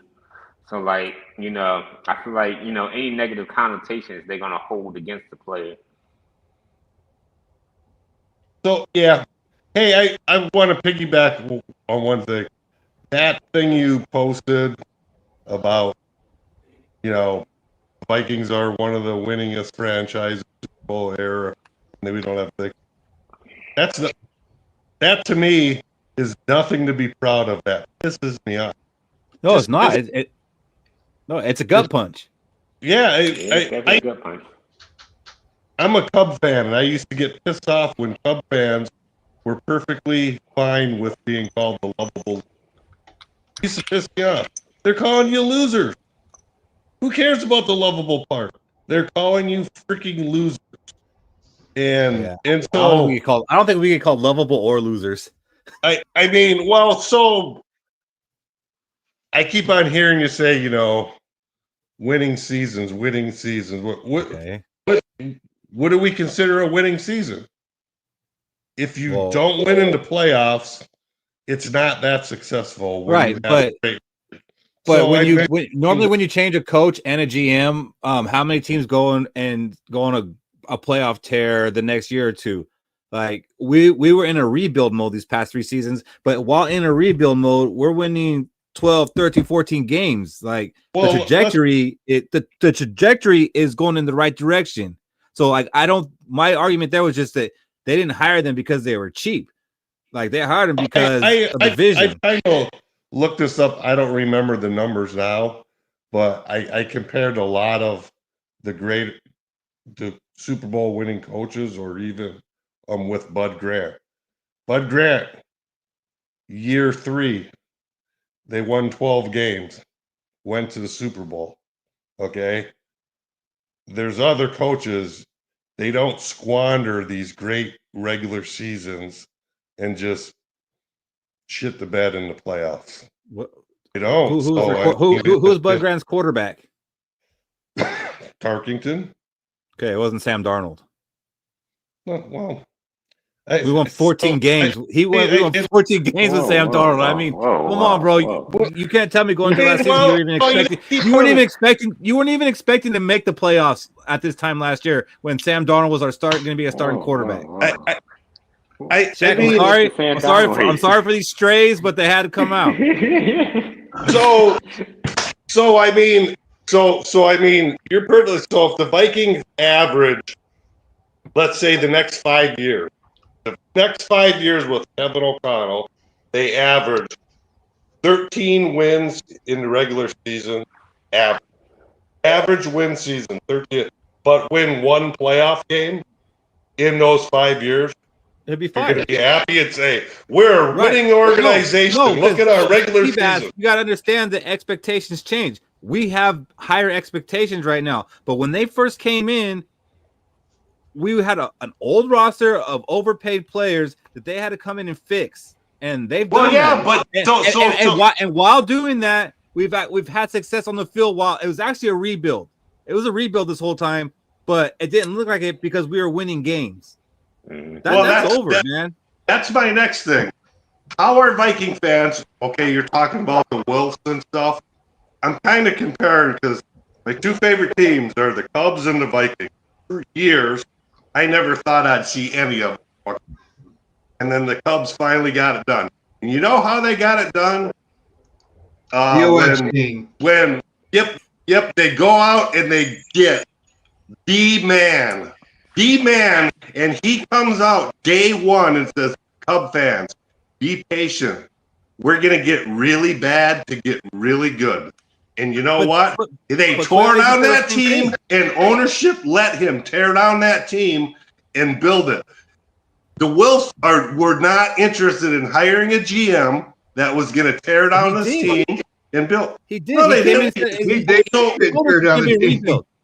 Competitive rebuild. How would you as a fan feel if the GM came in, like let's say Poles came in and told them in the job interview, I heard, that he wants to rip everything down and build up from the ground, and the Wolf said, no, you're not doing that. You understand also that like the way the salary cap or contracts work is different in baseball and football? I understand that. It's a lot easier to tear down a baseball team than it is to tear down a football team. I understand that, but how would you feel if a GM came in and said, "Listen, Viking fans, we're going to generate a whole bunch of draft picks and get they got rid of players we loved. Like they got rid of Thielen, they got rid of Kendricks, like they got rid of Hunter, like they started getting rid of players that we all loved. I'm saying like making trades, like trade Justin Jefferson 2 years ago and get a shitload of draft picks and say we're going to build this team up and then go get our quarterback. I just think nobody would like they did go get our quarterback and they kept Justin Jefferson. They just happen to win a lot more games than you would expect for what you're seeing in your visual. It's just, to me right now, it's the same thing that's been going on for the last maybe 25, 30 years. The Vikings constantly can't get the job done at the end of the season. At the end of the season, when games are on the line that gives them like home field advantage and stuff, they shit the bed. It's been going on since Jerry Burns. They cannot finish the season, and it's the same trend going now that we need to see changed.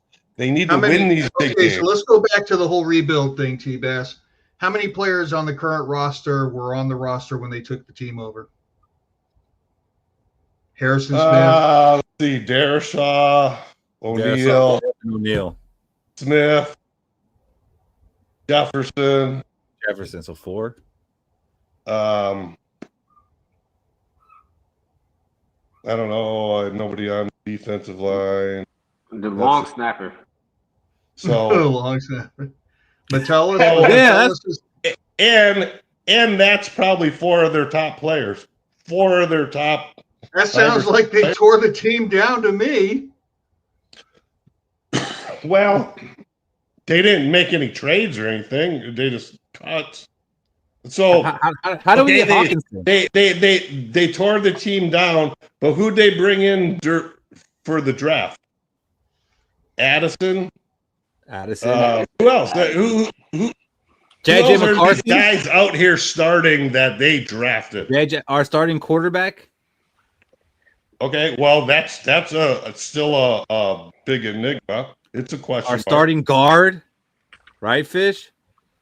Yeah. Yet to be seen. Who else?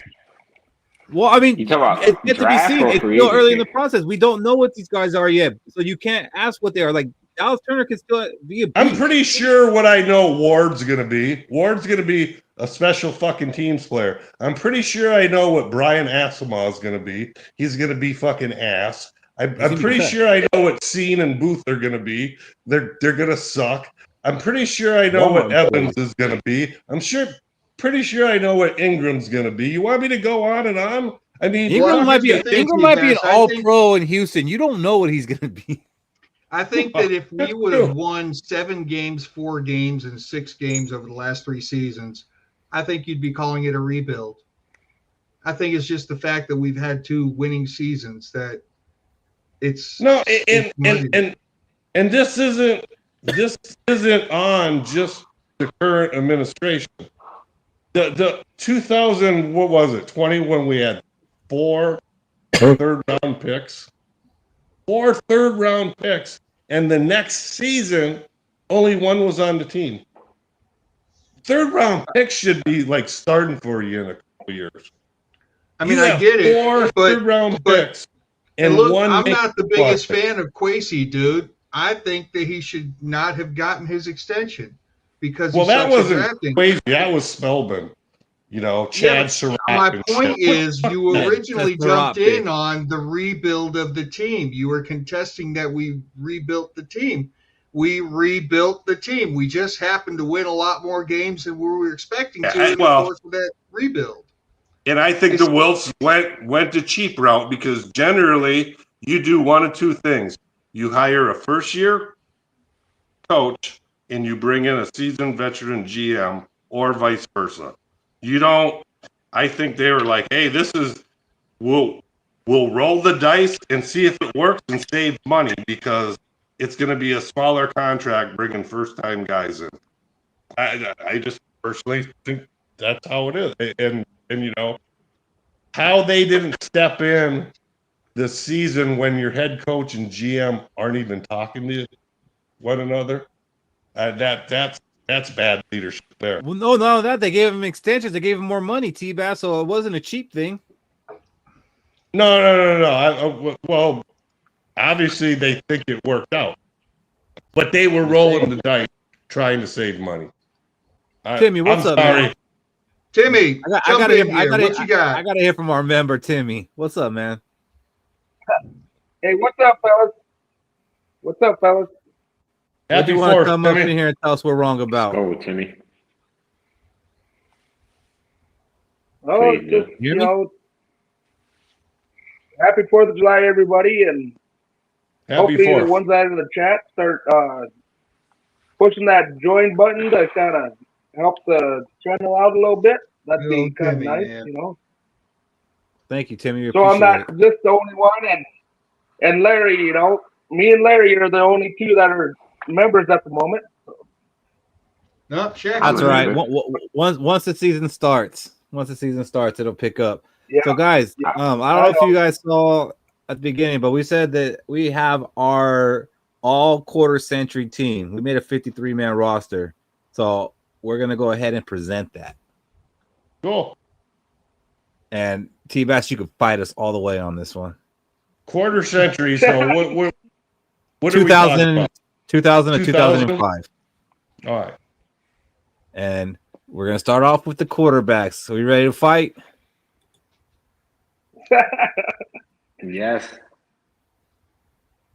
And we Cousins above Favre just because fuck Brett Favre. He was a Packer. That's actually fair. That's actually fair. But we went with Culpepper as the starter. We went with Culpepper as the starter, which, I mean, technically Kirk did have better stats, but I think Culpepper was a better Viking than Kirk Cousins was. Yeah. That NFC Championship game says a lot.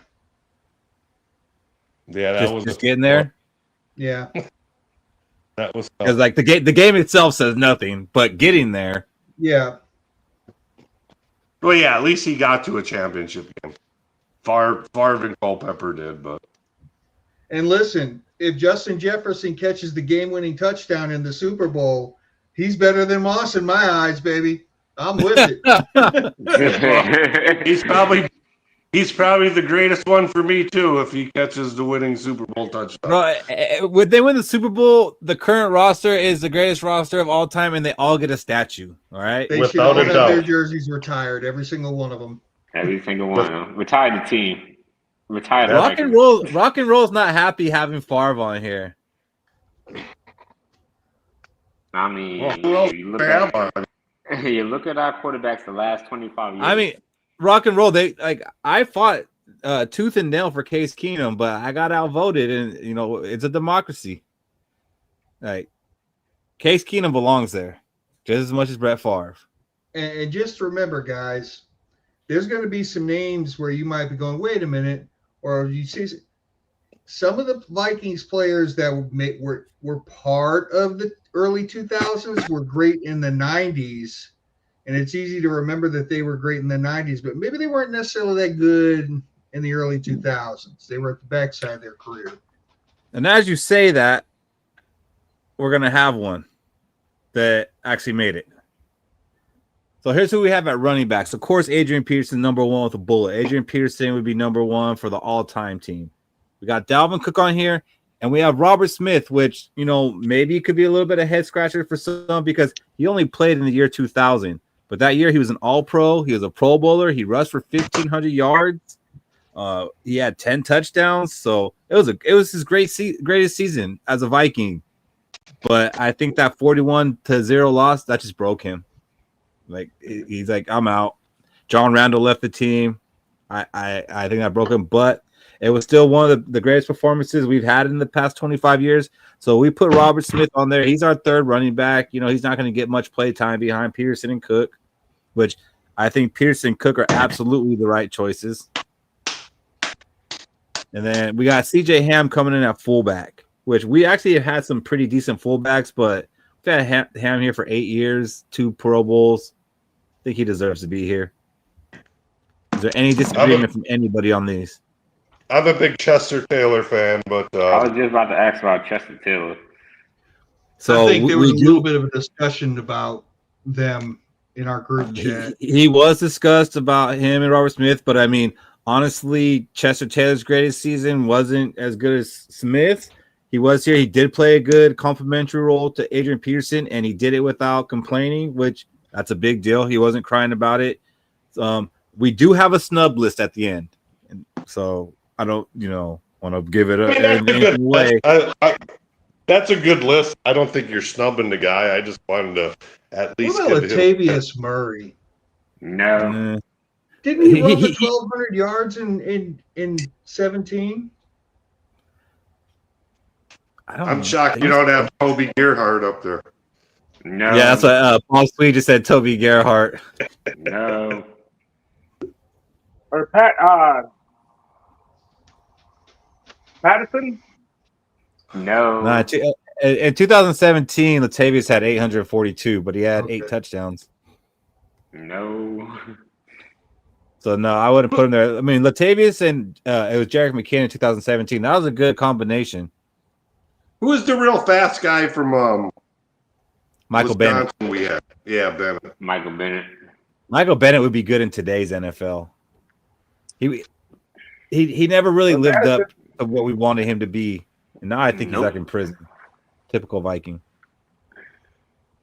So these are our running backs, and then we go on to the wide receivers, which this was a little bit tough, but not super tough. You got Randy Moss, Justin Jefferson, Adam Thielen, Stephon Diggs, Chris Carter, and Percy Harvin. Now, T-Bass, we aren't dissing Chris Carter, but he was only here 2000 and 2001 with the Vikings.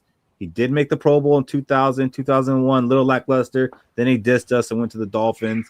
So, I mean, he's our wide receiver 5 within the last 25 years. Yeah, this for was 90s. 25 years, I'm fine with that. Yeah, I if mean, we were talking about the there, last quarter century, he'd be wide receiver 2, maybe 1. Let's not get into that. We just had that one. Yeah, but I think this is an amazing list of wide receivers, and I would just be curious to see if there's any other team out there in the past 25 years that could put together a better 6. Yeah, that's wild. Jake Reed was awesome, Boyd, but not in the 2000s. Yeah, he was, 90s. Late 90s. Yeah. I mean, he was actually the starter. Moss. Yep. He was like the Chester Taylor of the wide receivers. Like, he was a star, then all of a sudden, nope, you're not. You're a complimentary guy, but what a complimentary guy he was.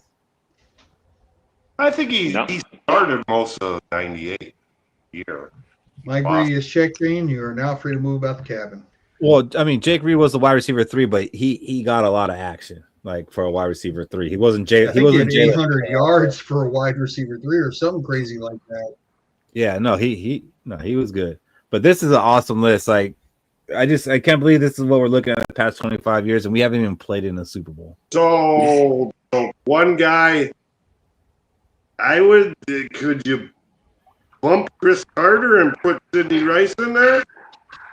I was just about to ask. The only person who probably could make this list that was snubbed is probably Sidney Rice.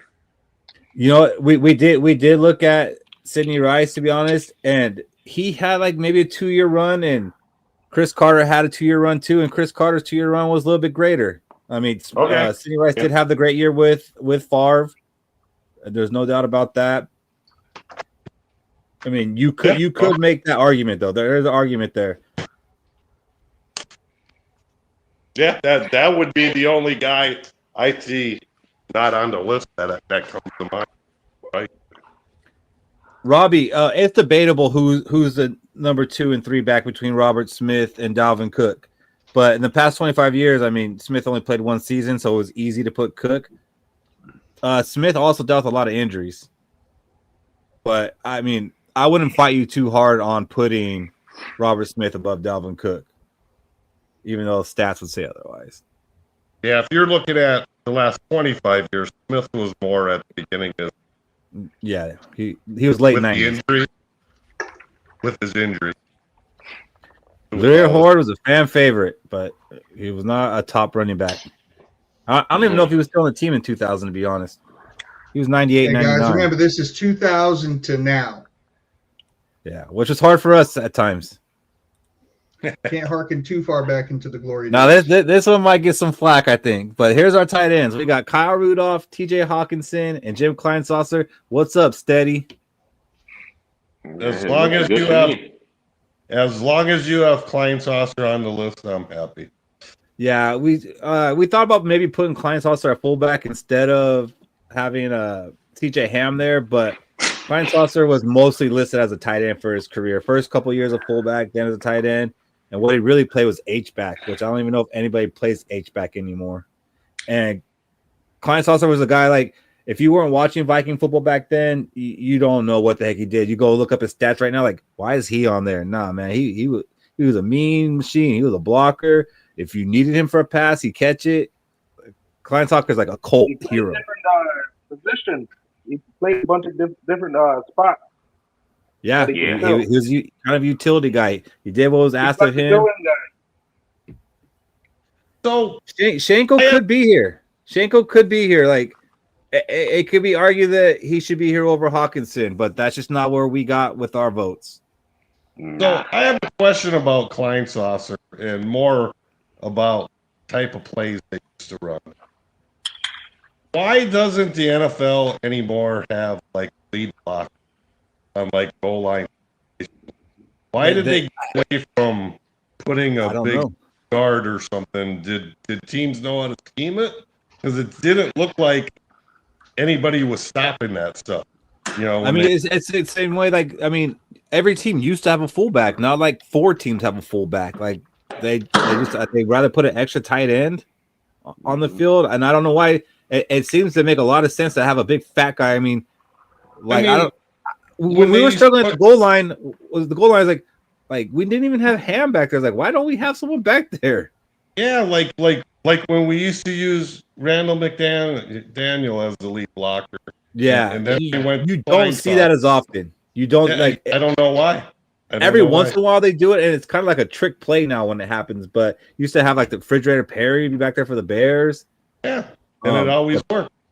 Yeah, yeah. So, I don't know. Maybe it makes too much sense. Yeah. So these are our tight ends. Moving on, went to our offensive line. This is a pretty stacked offensive line. We did lack in guards, though, man. When we were doing this exercise, it just shows how bad we lacked in guards. Mm-hmm. I mean, Hutchinson's really the only left guard in the past 25 years that we can give credit to. I mean, the next best might have been Ezra Cleveland, and we weren't putting him on this list. Matt Burke is one of my all-time favorite Vikings. I loved him. He was Matt Burke, yes. Steve Jordan didn't play in the 2000s, Mike Bree, but thanks for playing. That's a solid list. I really didn't want to add Anthony Herrera, but looking back at all the guards we had, I'm like, we got to have a backup guard, Shaq. He's probably our starting right guard. That's the thing. Like I mean, between him and Dixon, I mean, you could flip a coin who's the starter, who's the backup. But like left guard, there wasn't anybody. So what's the kid at tackle we drafted? Did Solomon play guard for a while too? Since Burke was main center. Sullivan? Yeah, he might have. Who's the tackle we drafted in the first round that played 5-6 years for us? McKinney? No. Matt Khalil? Matt Khalil. No, he was like the number 4 overall pick. And he was ass. Yeah. Them USC boys, except for Addison. I mean, this is a strong line. Corey Stringer was a tough one for me. I feel like maybe that might have had more like heartstrings tugged to it. Like I would maybe consider Brian O'Neill over Corey Stringer. Corey Stringer only had 1 year in 2000. It was 2000. He was a Pro Bowler. It was a good season. But I mean, Brian O'Neill's been a multi-Pro Bowler. So I think he might have had more impact on the quarter, but I'm not mad at it. I mean, Chris Darrisaw don't got no Pro Bowls. No, he doesn't. Oh, you mean he was good enough to play flag football? Christian Darrisaw, yeah. He's not an all-pro, not a Pro Bowler. He was the highest paid tackle at one point, though. Oh, Darrisaw should be on the list, no doubt. Yeah, no doubt. Shaq's just addressing Shaq's comment. So that's our offensive line. And then we move to the defensive line. Well, this one was a little bit tough because we were like arguing, like, are we at 3-4, 4-3? And then we just kind of came to an agreement, like, it doesn't matter. We're just trying to get the best players, and we're just kind of grouping them by position. And this is who we got: Kevin Williams, Pat Williams, Linval Joseph. Those are our tackles. And then Jared Allen, Everson Griffin, Daniil Hunter, and Grenard. We missing anybody, T-Bass? No, Kevin Williams is, in my eyes, a Hall of Famer. Trying to think at edge. No, not really. I mean, An abundance of riches here. That's a long time. It's crazy that we've had some positions like that where it's like, man, look at these players we had. We didn't win anything. That's pretty much it. Here's our linebackers. Kendricks, Greenway, Barr, Henderson, Van Ginkel, Cashman, Ed McDaniel. Ed McDaniel, to me, was more of a 90s player, but he got the vote for us. He was here for 2000 and 2001. If there's a player I probably would have put above him, and I'd say that for the snubs. Is there any linebackers you can think of, T-Bass? No, we're missing? No, not off the top of my head. 20 years ago was a long time. Ben Gideon.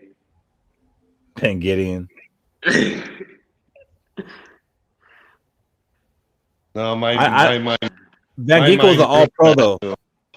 It wasn't just one season. Like, Van Ginkel probably had a better single season than any of the guys on this list. So, I mean, it was easy for me to say that he was one of the best in the past 25 years. Yeah, between him and Eric Kendricks. Yeah, Greenway. Yeah, with us. No, yeah, Robbie, with us. He had one of the best seasons out of any of these guys ever had as a Viking. Like, easily. Name another All-Pro on this list. I don't know. Did Eric Kendricks ever get an All-Pro? He should have. He might have got a second team. He might have. But that's fine. You could put Kendricks above him. But Greenway, Andrew Van Ginkel belongs on this list. Now, if you want to tell me Cashman, okay, we could talk about maybe Cashman doesn't deserve to be here. But then you got to tell me who. Dwayne Rudd was cool. I had a Dwayne Rudd jersey, but no. Cashman was the Vikings MVP last year. And you saw that more when he wasn't on the field than when he was, to be honest. Like, when he was out, it was noticeable. Those couple games he missed with injury, like, it was a very noticeable difference that, you know, how much Cashman meant to this team. He made me a lot of Cornerback was tough, man. This is a position that we have struggled at. I'm embarrassed to say that Pat P's on this list. I mean, there's someone I would put above him too, but again, I will say that for the snub list. When did Corey Fuller leave the Vikings? Was he more than I believe 90? it was before 2000. I think it was before. I don't even think he was part of the 98 team. And here's the worst part about it. We spent a damn decade where it seemed like every year we put a first-round pick on the cornerback position. And yeah, we went away time doing that. Yeah. Okay, yeah. So Corey Fuller's last season with us was that 98 year. Then he went to Cleveland for a few seasons. Okay. But yeah, I mean, the fact that we got Trey Waynes and Patrick Peterson on here is crazy. Like, I thought Trey Waynes was better than a lot of Viking fans would give him credit for. But to say that he was one of our best in the 25 years, kind of sad. We got Terrence Newman on here, which Terrence Newman was solid first, but the dude was like 48 years old. You know, love me Terrence Newman. The kid that I was excited they drafted, that they put in the slot, kid Clem, Alexander Booth. Alexander McKenzie. Yeah, Mackenzie Alexander. Yeah, Mackenzie Alexander. I was excited when they drafted him. Well, he was actually good his first stint with us. Then he went to I think Cincinnati, and he came back. And that second go around, it wasn't good. But that first go around, like, we had him and Trey Waynes at the same time, and I thought you know that was pretty solid considering the cornerback play that we have had. But then they both ended up going to Cincinnati. Yep. So These are our cornerbacks. Winfield and Rhodes, hands down, top 2 cornerbacks we've had in the past 25 years. There's no debate. So is Newman over Byron Murphy, or is this just? You know what? Newman was really good when he came to the Vikings. Yeah, he was. He was. I don't know. Played really well for an old guy. They're interchangeable. Like they're subbing in and out. Newman would cost less money, Shaq. So yes, he's above Byron Murphy. And these are our safeties. We've got Harrison Smith, Robert Griffith. Yes, we do have Sharp on here, and that caused some debate. We all voted him in, but then we're like, do we really want him on our list? And no, we don't, because of what he did off the field. But when it comes down to it, he was one of the best Vikings on the field and perhaps the worst off the field. So don't do this disclaimer out there. We're not blind to that, but he was one of the best. Sandejo was one of the worst on the field. Well, I was going to say Robert Griffin for dropping those 2 interceptions in time in the 90s. T-Bass, those hurt me because Robert Griffith's one of my favorite Vikings, especially like unsung Vikings, and everybody the excuses that get brought up for us not winning that 98 game, like he gets a pass most of the time, and like those balls hit him right in the freaking number. Especially the last one. The last one was I think I jumped up. I think I jumped up on that one because I thought he caught that, and that was ball game. There was 2 of them that hit him right in the number. See, and that happened in 90s, which is why he put in the 2000s. Yeah. I had a feeling that whenever I hear his name, I'm like, oh. But we haven't had much at the safety position. I mean, we probably could have put Cam Bynum in here over Sandejo, but I think Sandejo kind of gets like that fan. I mean, seriously, you're talking the last 25 years.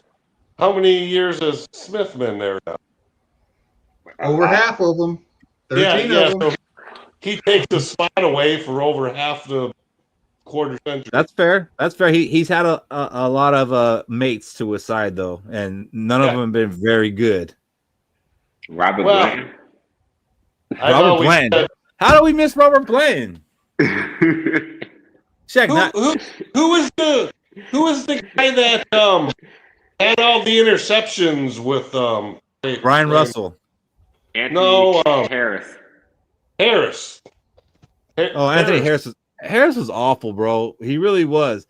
I know he had that one year where he had like the 7 interceptions, but gosh dang it, if you don't go back and look at every single one, he was kind of just playing center field and they were throwing right to him, and he capitalized off Murphy of that. Last year, right? I agree.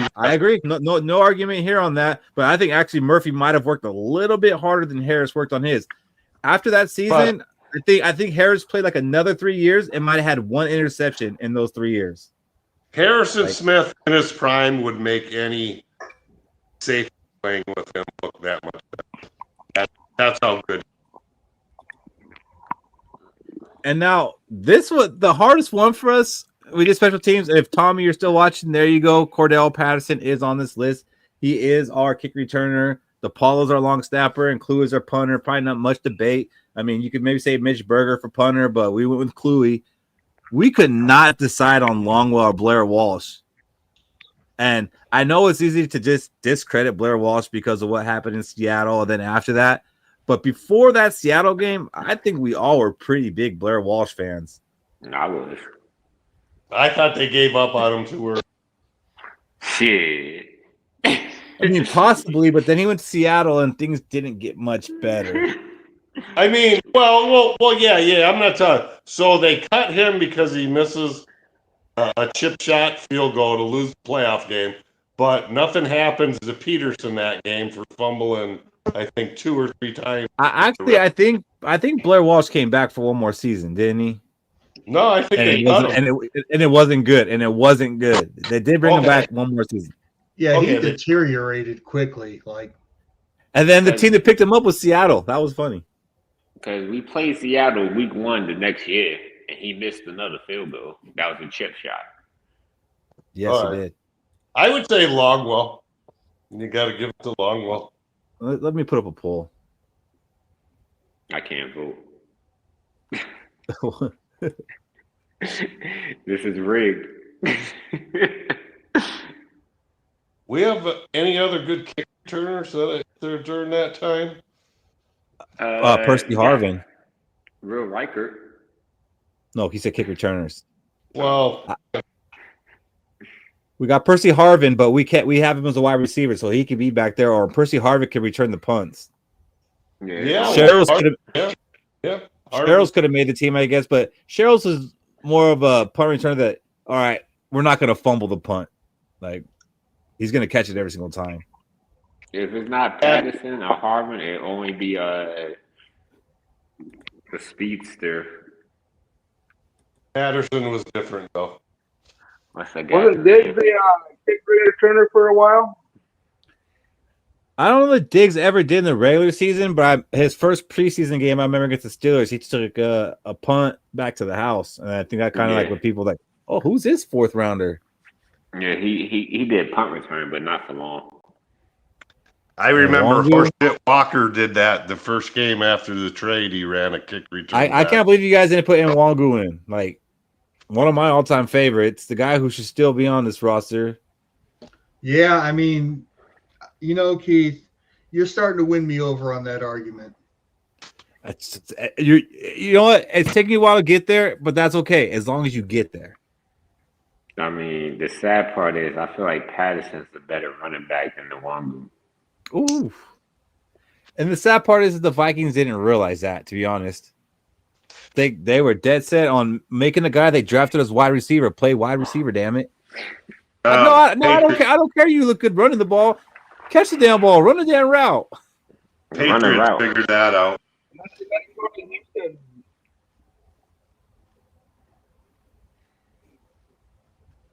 So it looks like Longwell's our kicker. It was rigged. I couldn't vote. I want to take Longwell too. I mean, I can give you a vote, and Longwell's still going to be the kicker.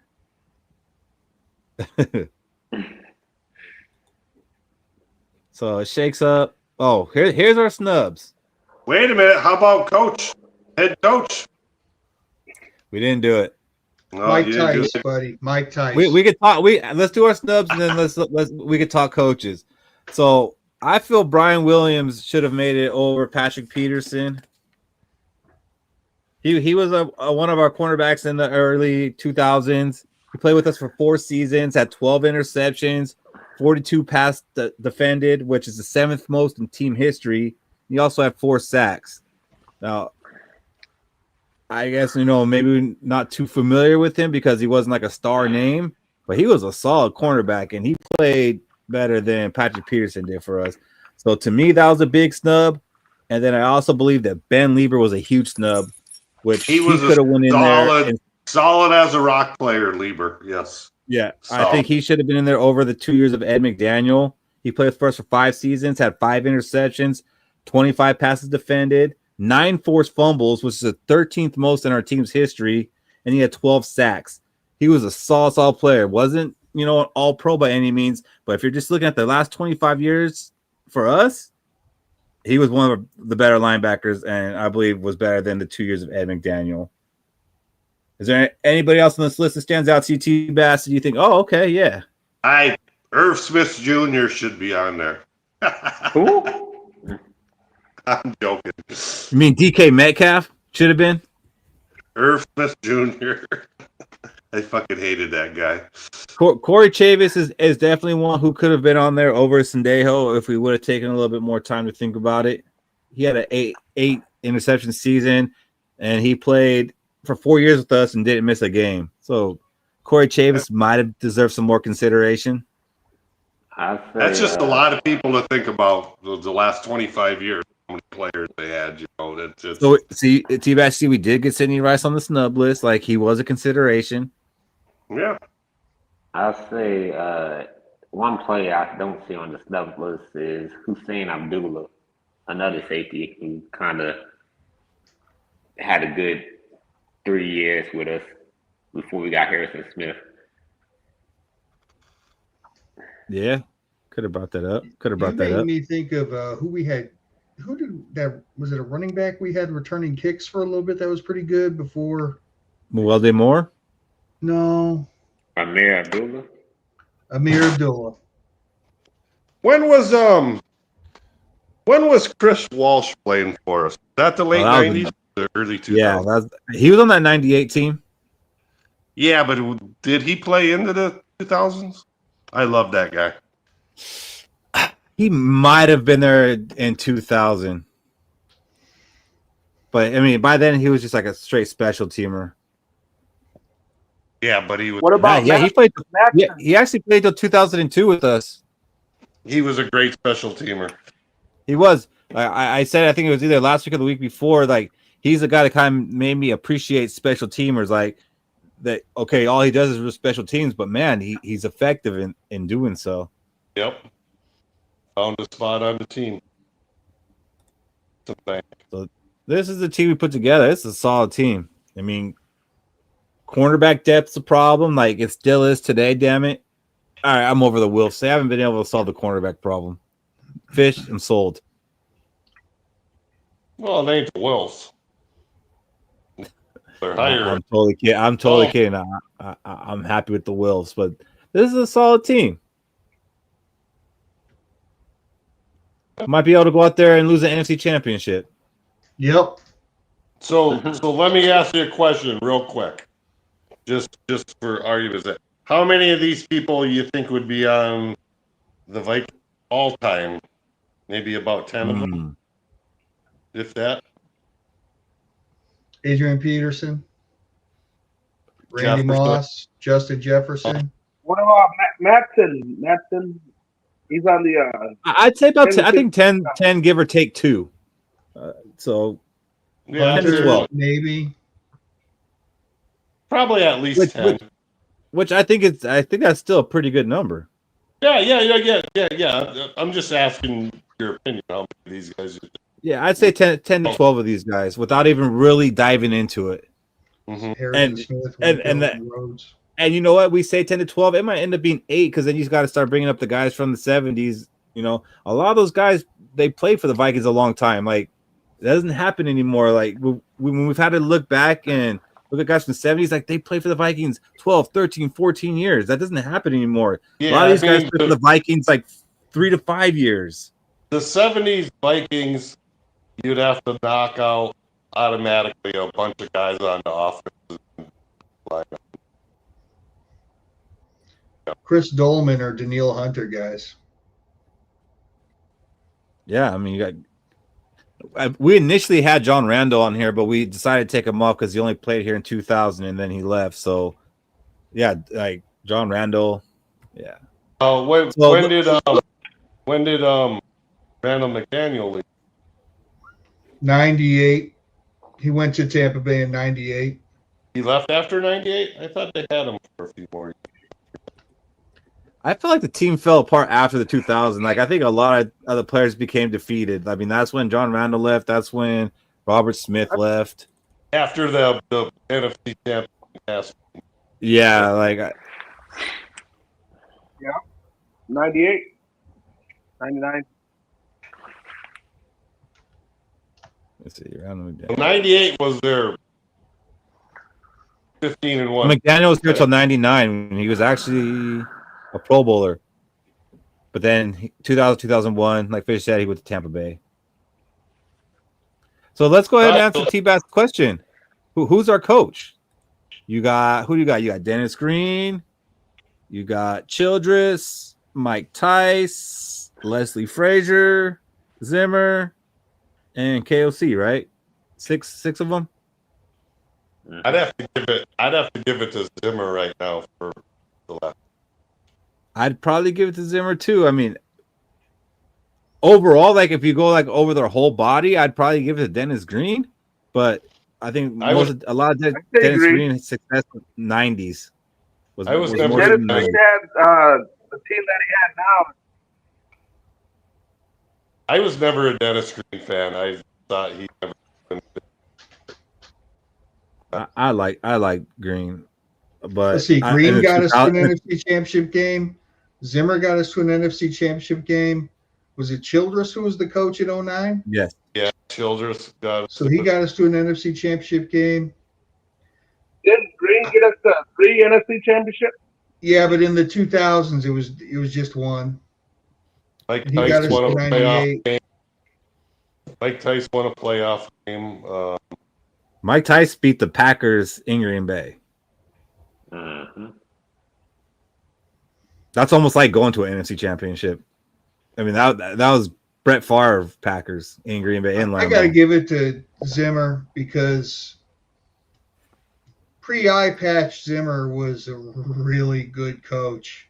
Yeah. Bro, every Viking fan loved Zimmer until we did it. It was all like at the same time. Like it wasn't like no slow thing. It was like, all right, did he change? And it might have been Kirk. It might have been the Kirk. Like when that happened, I think that's kind of. I think he's the man who holds a grudge, and he did not want Kirk Cousins, and they dumped him out. And it's like he said, like this is the kind of move that can get us all fired, and it did. And like I think he kind of self-destructed just to make that prophecy happen.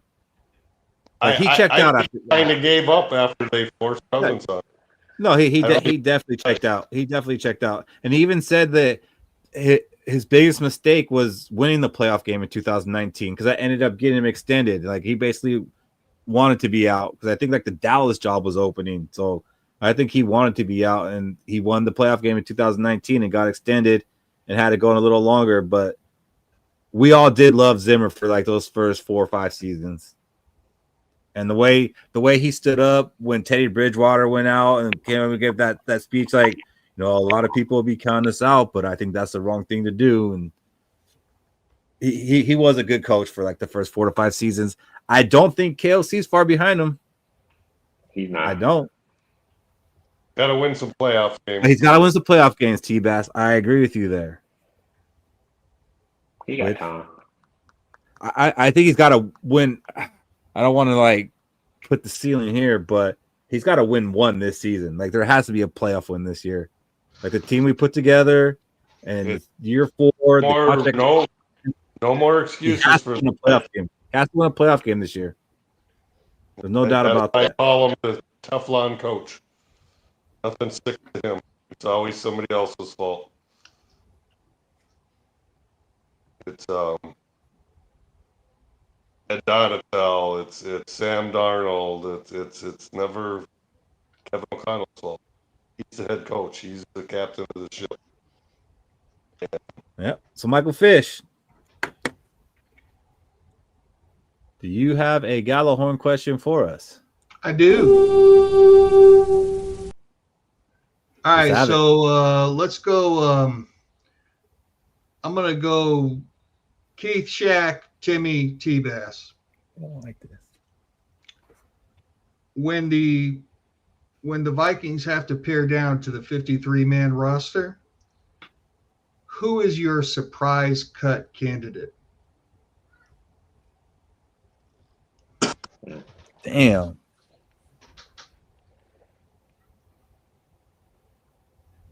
I mean, I don't know if it'd be a surprise because I've said it a couple times, but Ty Chandler. Is that not a surprise to you, T-Bass? No. I mean, I got another one. A guy that's been with us for a few seasons now. That's a surprise cut. I mean, like when I've seen other people's projected 53-man, I see him on there. I don't have him there. So, like, to me, I think that's going to be something that surprises most other Viking fans that aren't talking Viking football in July. Us diehards that are talking this every day, maybe we see it a little bit different, but I see him not making it, and I do think there being some surprises. Tommy, I wanted to go CJ Ham, but I think I've done that the last 2 years, and you say KOC's a Teflon coach, Ham is a Teflon player. Like, it doesn't matter what he does on the field, what he does off the field surpasses that, and he ain't going anywhere. So mine is Ty Chandler. Who was next, Fish? Shaq. So I'm going to go ahead and say I feel like he won't get cut, though. I feel like he might get traded. I wanted to say Blake Brandle, but I feel like if he's to go, he'd be traded. So, but my surprise cut candidate is let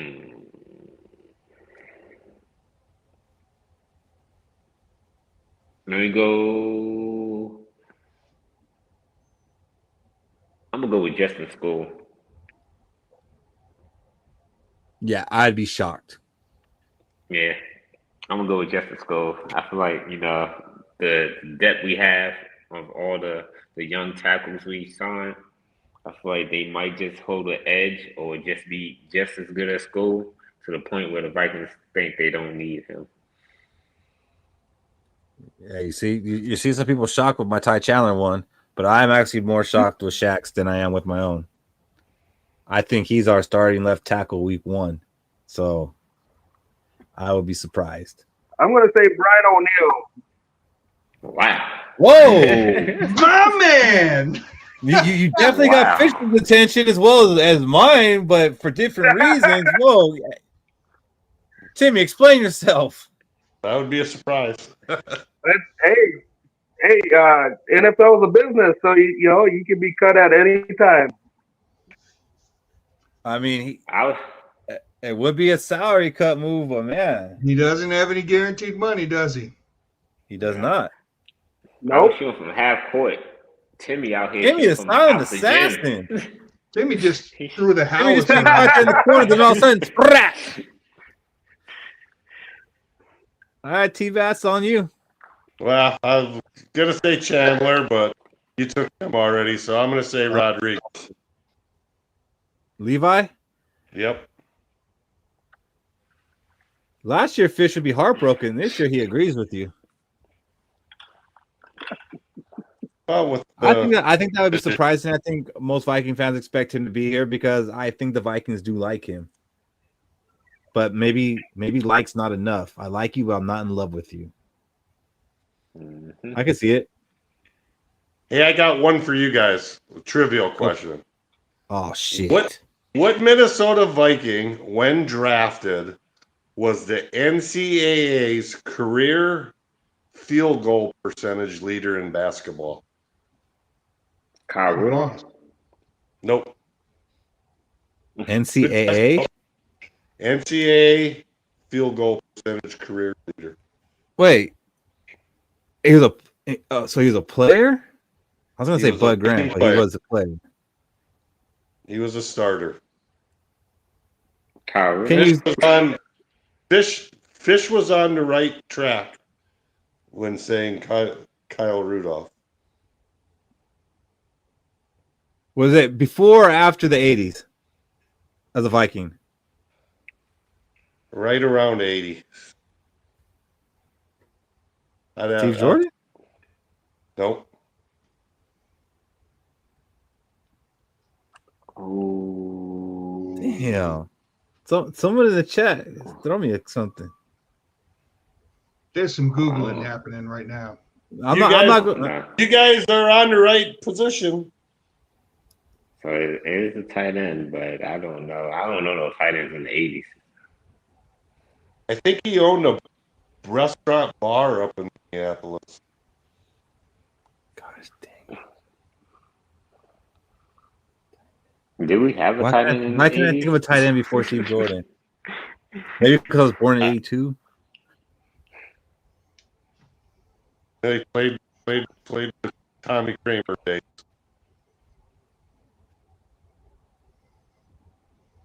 Come on, Tommy, help us out, man. Tommy ain't that old of a What's fan. up, Sam? He was actually a really good tight end also. Until he got in, blew out his knee. Joe Sensor. Joe Sands? Joe Sensor. Joe Sensor. I know the name, but I never saw him play. And he played at like Worcester College or something. He didn't play at a big college, but he was the all-time field goal percentage leader when he left. Oh, you got us all on that one. Maybe we should do a trivia. Maybe we should introduce a trivia segment, like the Gjallarhorn, but trivia. I got that book. No, man. Fish gonna cheat with the book. All right, guys, Shaq, let's get moving. Happy Thanks, 4th of T-Bag. July, everybody. Skol. And Happy 4th of Oh, July, T-Bass, T-Bass, and thank you. Happy 4th. Cool. Stay safe. All right, Shaq, you got a Gjallarhorn question for us? Be safe out there. Yeah, this might have been reused, but I'm gonna say it because I know we probably didn't use it for the Gjallarhorn. Looking back, what's one offense that you wish Kevin O'Connell will imitate heading into this season to get his offense to the next level? I'm gonna go West Coast offense. I'm gonna go Timmy, Fish, and Keith. Go ahead, Timmy. Mine's the West Coast offense. The West Coast? Okay. 4-3 defense.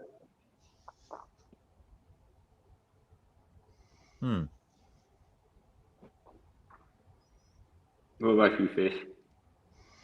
What specific offense would I like to see him run? Mm-hmm.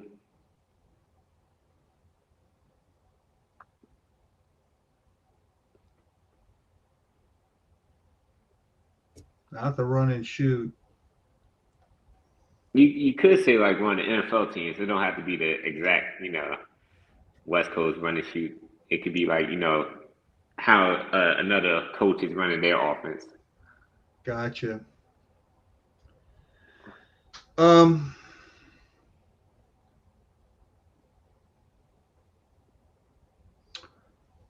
Philadelphia Eagles with the read option. That's a nice one. With the tush push. The tush push. We ain't like that, Timmy. We don't have a quarterback that can squat 600 pounds. Yet. Yeah. Give him some protein. We can. I don't know. Give me the greatest show on turf, the Rams, that offense. Because I wanted to say the 98 Vikings, but we don't have a Randy Moss to just take the top off like that. So, but we do, we got an Isaac Bruce and Torrey Holt. And not necessarily Marshall Faulk, but between Aaron Jones and Jordan Mason, I think that's fine. And then you got a quarterback in J.J. McCarthy who, when Kurt Warner came in, he really wasn't a known. But, with the weapons he was surrounded by and a good coach, made the offense work. And it was one of the best offenses for a few years. So, something like the greatest show on turf. I like to see him have that opportunity. Okay. Do you have one in mind? Yeah, for me, it'd be Tom Brady's first year with the Buccaneers. How he had a great run game he could depend on. And then he had a bunch of outlet receivers who he could just get the ball to and timing routes. Because I kind of figured that's what Kelsey's end goal for the offense should be, with a run game that, he could depend on, but the defense can't catch on to stopping the run game, so he could balance it out with a pass attack. And I feel like we got enough weapons to, imitate how the Buccaneers was running their offense. All right. Here's mine for you guys. So the Vikings have played in 4 Super Bowls. Fish, I don't know if you were a fan for any of them, but we weren't. But my question is, if we had won at least one of those Super Bowls, how would that change our fandom and our fan base today? If we at least had one of those Super Bowls to fall back on. Fish. Okay. How would it change our fan base? Pull that graphic up again.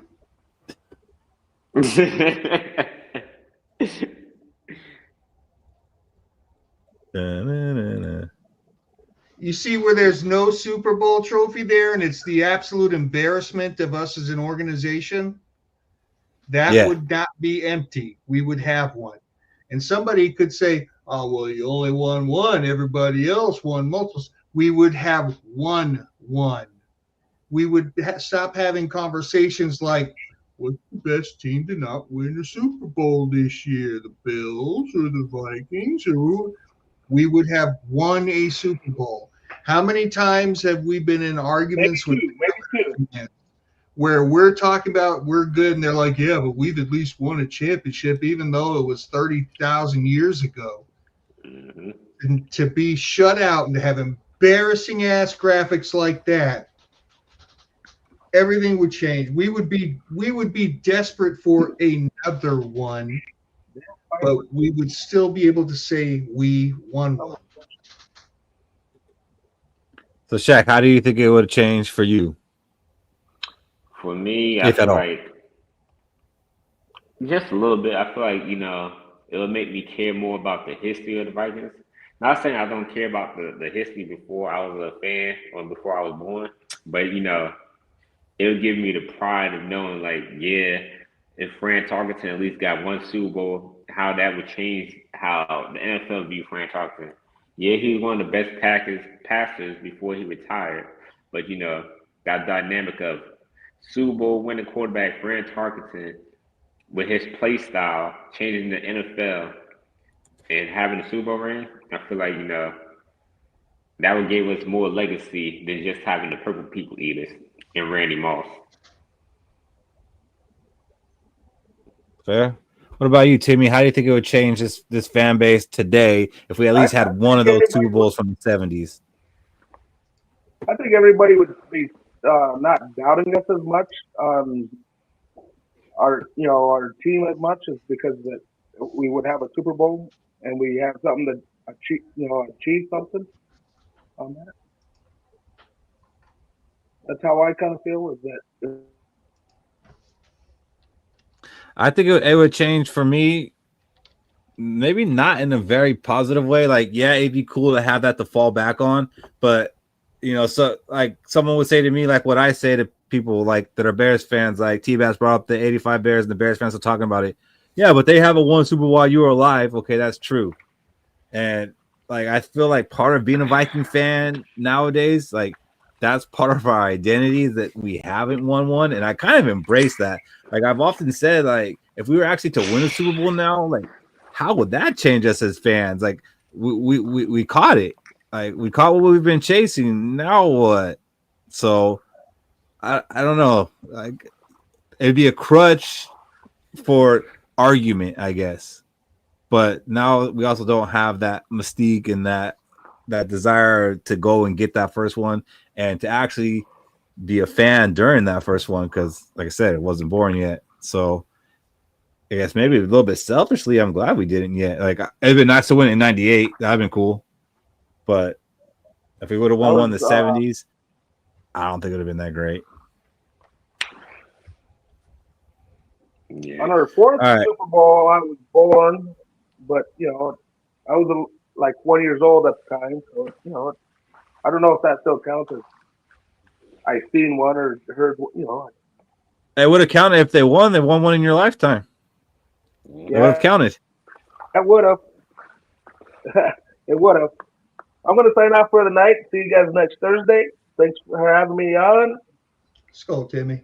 You guys have a nice Timmy. week. Thank you. Happy 4th. Go, buddy. You Skol. too. All right. Before I let you guys off the hook, let's go ahead and do our hot takes. Oof.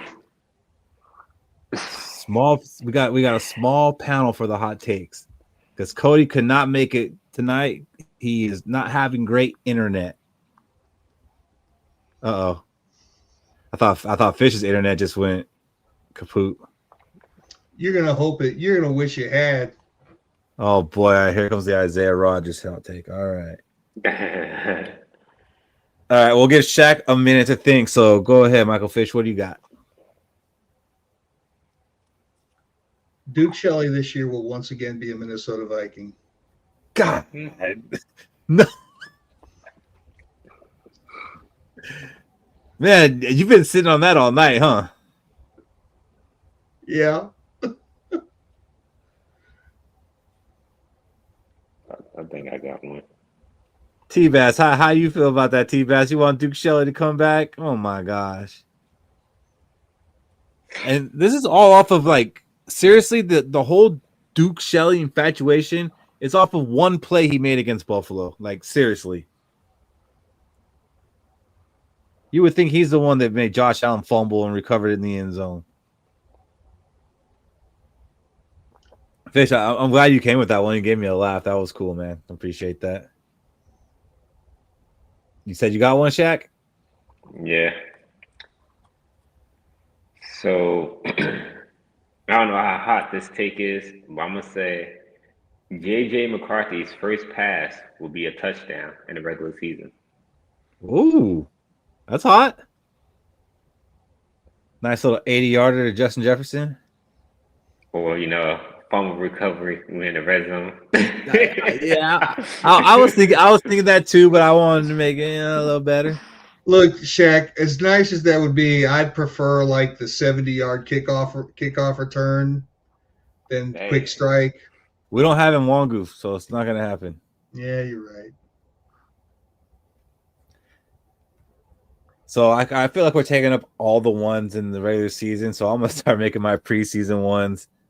And mine is pretty simple, maybe not that hot, but Trey Stewart will lead the Vikings in rushing yards in the preseason. Ty Felton's going to lead in receiving yards, and Max Brosmer is going to lead in passing yards. So there's my preseason hot take, the first one of many to come. And with that, birthday boy Shaq, final words. Thanks for joining us for another episode of the Let's Go podcast. If you're feeling real generous, you can always, send the donations to the Let's Go Cash App, or you can send a donation to the YouTube by clicking the $sign. Also, I'd just like to say, everybody stay safe on the 4th of July weekend. Make sure if you're going to drink, make sure you have a designated location to be at.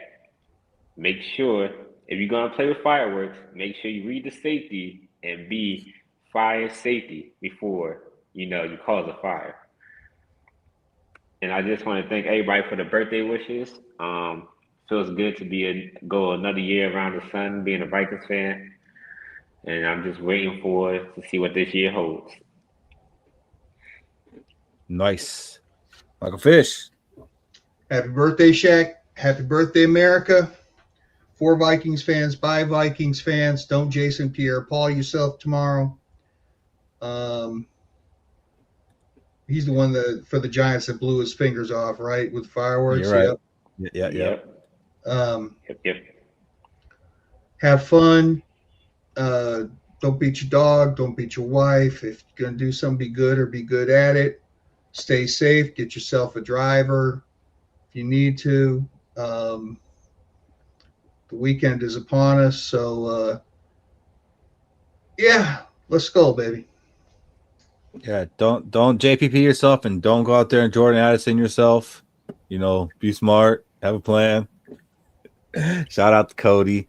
Thank you guys who sat here and watched with us this whole time. T-Bass, thank you for the donation. We really appreciate that. That helps us keep going. We'll be back next Thursday, everyone. Have a happy 4th of July. Let's go. Let's go, baby.